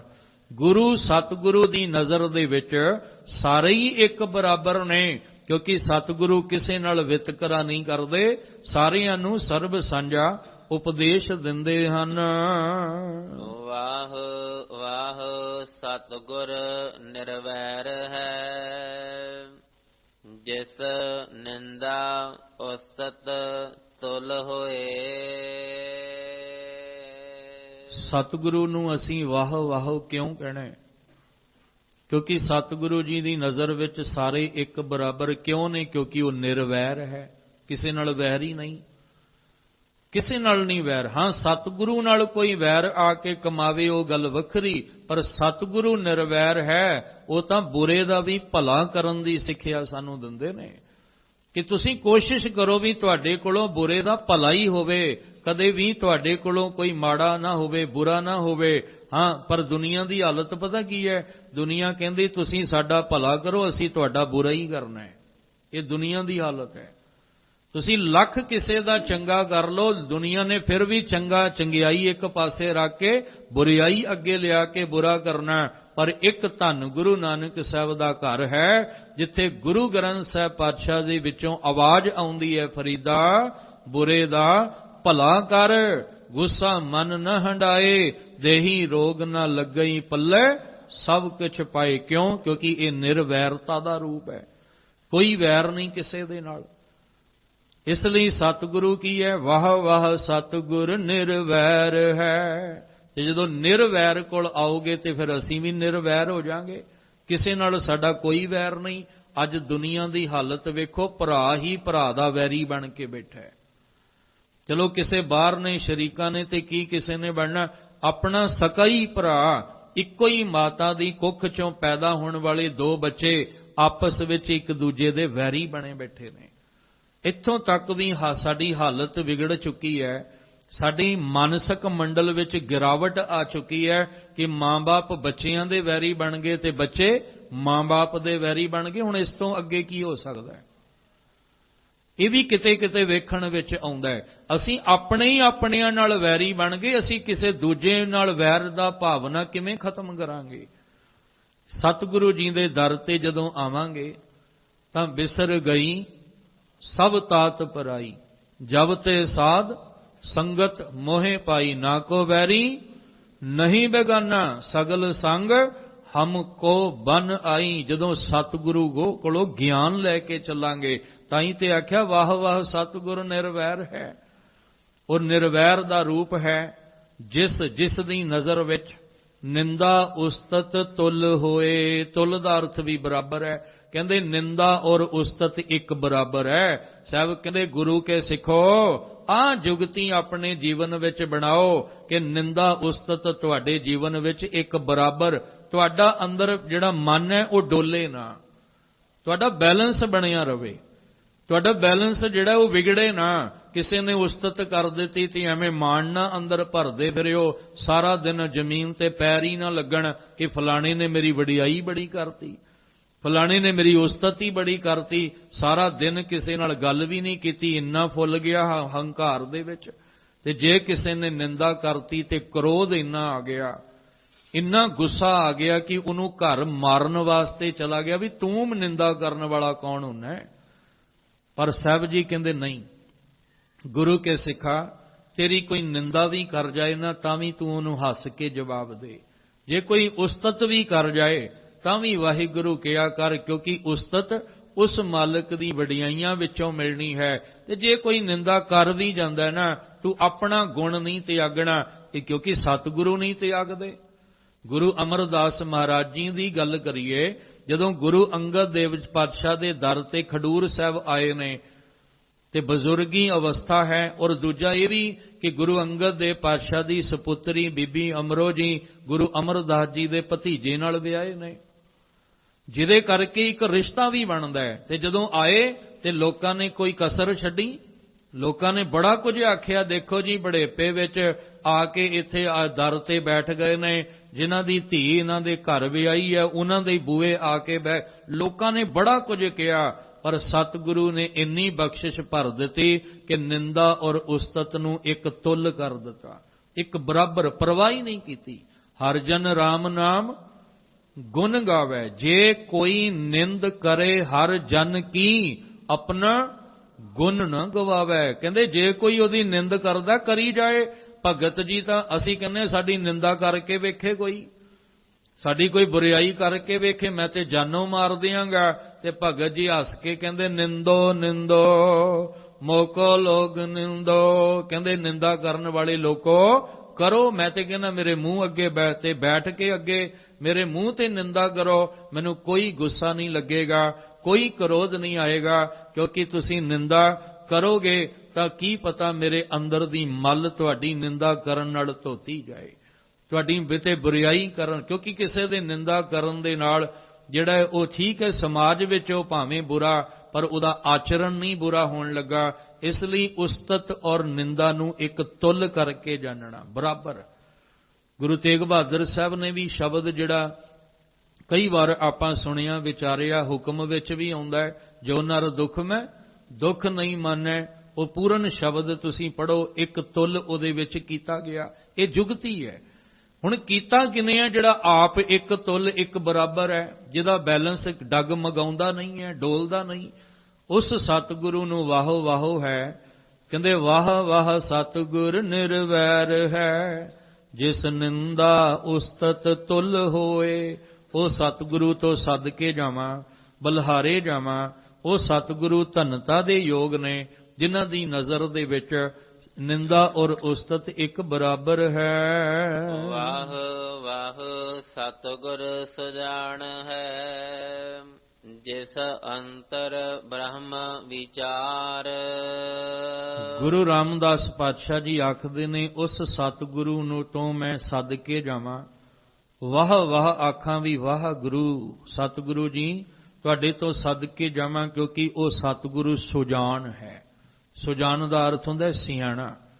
ਜਿਸ ਤੋਂ ਵੱਡਾ ਸਿਆਣਾ ਦੁਨੀਆ ਵਿੱਚ ਹੋਰ ਕੋਈ ਵੀ ਨਹੀਂ ਹੈ।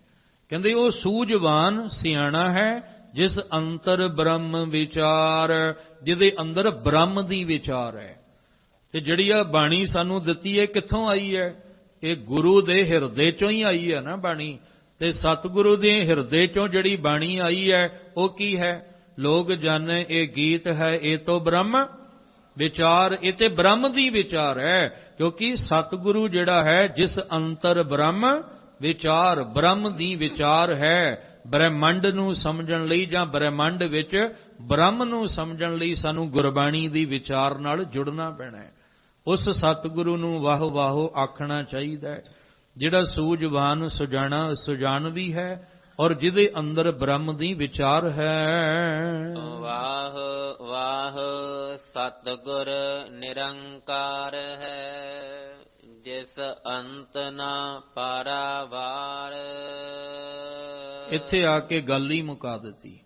ਕਹਿੰਦੇ ਉਸ ਸਤਿਗੁਰੂ ਨੂੰ ਵਾਹ ਵਾਹ ਆਖੋ ਜਿਹੜਾ ਆਪ ਨਿਰੰਕਾਰ ਹੈ। ਨਿਰੰਕਾਰ ਨੇ ਹੀ ਪਹਿਲਾਂ ਜ਼ਿਕਰ ਕੀਤਾ, ਗੁਰ ਪਰਮੇਸ਼ਰ ਇੱਕੋ ਜਾਣ। ਪਰਮੇਸ਼ਵਰ ਦੀ ਆਪਣੀ ਕੋਈ ਹੋਂਦ, ਆਪਣਾ ਕੋਈ ਰੂਪ ਰੰਗ ਨਹੀਂ, ਪਰ ਉਹਨੇ ਸਤਿਗੁਰੂ ਦੇ ਰਾਹੀਂ ਆਪਣੀ ਹੋਂਦ ਬਣਾ ਕੇ ਸਾਨੂੰ ਗਿਆਨ ਦਿੱਤਾ ਹੈ। ਇਸ ਲਈ ਕਹਿੰਦੇ ਵਾਹ ਵਾਹ ਸਤਿਗੁਰ ਜਿਹੜਾ ਉਹ ਨਿਰੰਕਾਰ ਹੈ, ਉਹ ਨਿਰੰਕਾਰ, ਆਕਾਰ ਤੋਂ ਰਹਿਤ ਉਸ ਪਰਮੇਸ਼ਵਰ ਦਾ ਰੂਪ ਹੈ, ਜਿਸ ਅੰਤ ਨਾ ਪਾਰਾਵਾਰ, ਜਿਹਦਾ ਕੋਈ ਅੰਤ ਨਹੀਂ, ਕੋਈ ਵੀ ਪਾਰਾਵਾਰ ਨਹੀਂ। ਇੱਕ ਕਿਨਾਰਾ ਹੈ ਜਿਹਦਾ ਦੂਸਰਾ ਕਿਨਾਰਾ ਹੀ ਕੋਈ ਨਹੀਂ ਹੈ, ਵਿਸ਼ਾਲ ਰੂਪ ਵਿੱਚ ਜਿਹਦਾ ਅੰਤ ਪਾਇਆ ਹੀ ਨਹੀਂ ਜਾ ਸਕਦਾ। ਵਾਹ ਵਾਹ ਸਤਿਗੁਰੂ ਹੈ, ਜੇ ਸੱਚ ਦ੍ਰਿੜਾਏ ਸੋਏ। ਉਹ ਸਤਿਗੁਰੂ ਸਤਿਪੁਰਖ ਦੇ ਰੂਪ ਵਿੱਚ ਉਹਨੂੰ ਵਾਹ ਵਾਹ ਆਖਣਾ ਚਾਹੀਦਾ ਹੈ, ਜਿਹੜੇ ਸੱਚ ਦ੍ਰਿੜਾਏ। ਸਾਨੂੰ ਸੱਚ ਜਿਹੜਾ ਹੈ ਸਾਡੇ ਹਿਰਦੇ ਵਿੱਚ ਸੱਚੇ ਨਾਮ ਨੂੰ ਪੱਕਾ ਕਰਾਉਂਦੇ ਨੇ। ਸਾਨੂੰ ਪੱਕੇ ਤੌਰ ਤੇ ਇੱਕ ਅਕਾਲ ਪੁਰਖ ਦਾ ਗਿਆਨ ਦੇ ਕੇ ਸਮਝਾਉਂਦੇ ਨੇ। ਕਹਿਣ ਲੱਗੇ ਉਸ ਸਤਿਗੁਰੂ ਨੂੰ ਵਾਹ ਵਾਹ ਆਖਣਾ ਚਾਹੀਦਾ ਹੈ। ਨਾਨਕ ਸਤਿਗੁਰ ਵਾਹ ਵਾਹ, ਜਿਸ ਤੇ ਨਾਮ ਪ੍ਰਾਪਤ ਹੋਏ।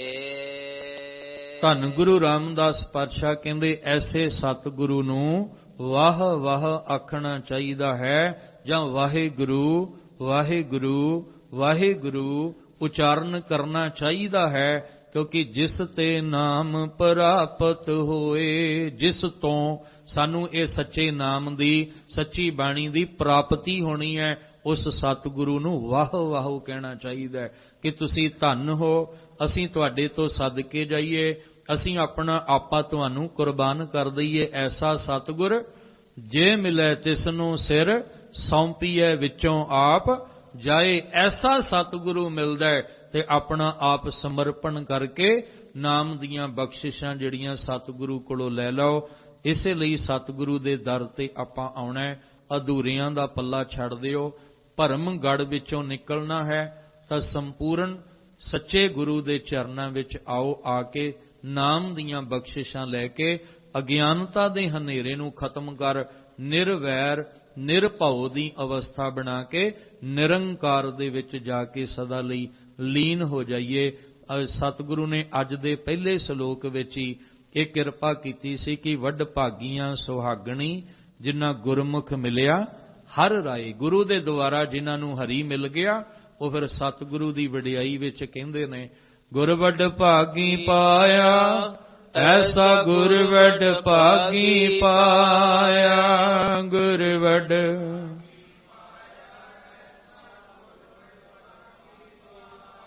ਗੁਰ ਵੱਡ ਭਾਗੀ ਪਾਇਆ ਐਸਾ ਗੁਰ ਵੱਡ ਭਾਗੀ ਪਾਇਆ। ਗੁਰ ਵੱਡ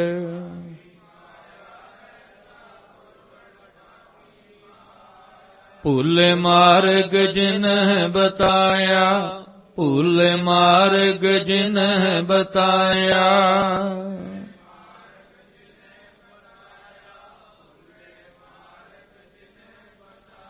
ਐਸਾ ਗੁਰ ਵਡ ਭਾਗੀ ਪਾਇਆ, ਐਸਾ ਗੁਰ ਵਡ ਭਾਗੀ ਪਾਇਆ।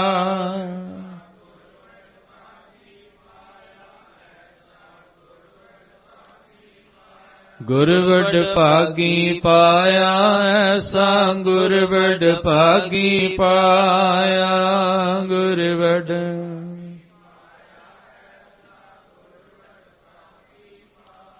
ਵਾਹਿਗੁਰੂ ਵਾਹਿਗੁਰੂ ਵਾਹਿਗੁਰੂ ਵਾਹਿਗੁਰੂ ਵਾਹਿਗੁਰੂ ਵਾਹਿਗੁਰੂ ਵਾਹਿਗੁਰੂ ਵਾਹਿਗੁਰੂ।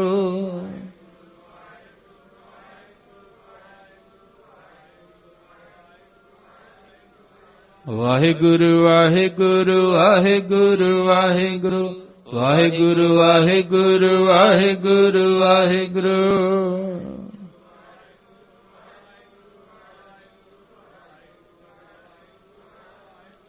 ਗੁਰ ਵਡ ਭਾਗੀ ਪਾਇਆ, ਐਸਾ ਗੁਰ ਵਡ ਭਾਗੀ ਪਾਇਆ। ਗੁਰ ਵਡ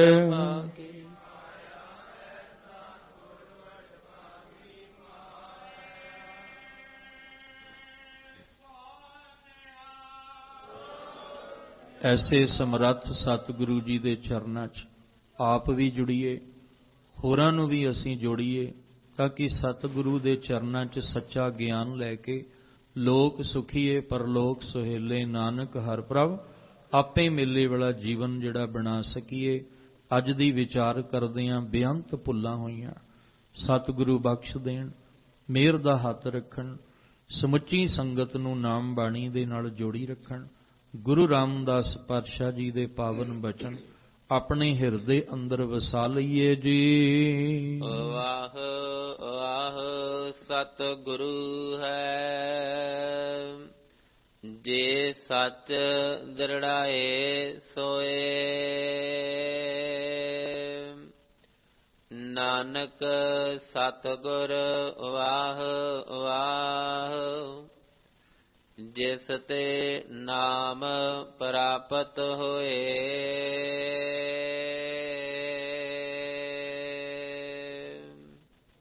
ਵਾਹਿਗੁਰੂ ਜੀ ਕਾ ਖਾਲਸਾ, ਵਾਹਿਗੁਰੂ ਜੀ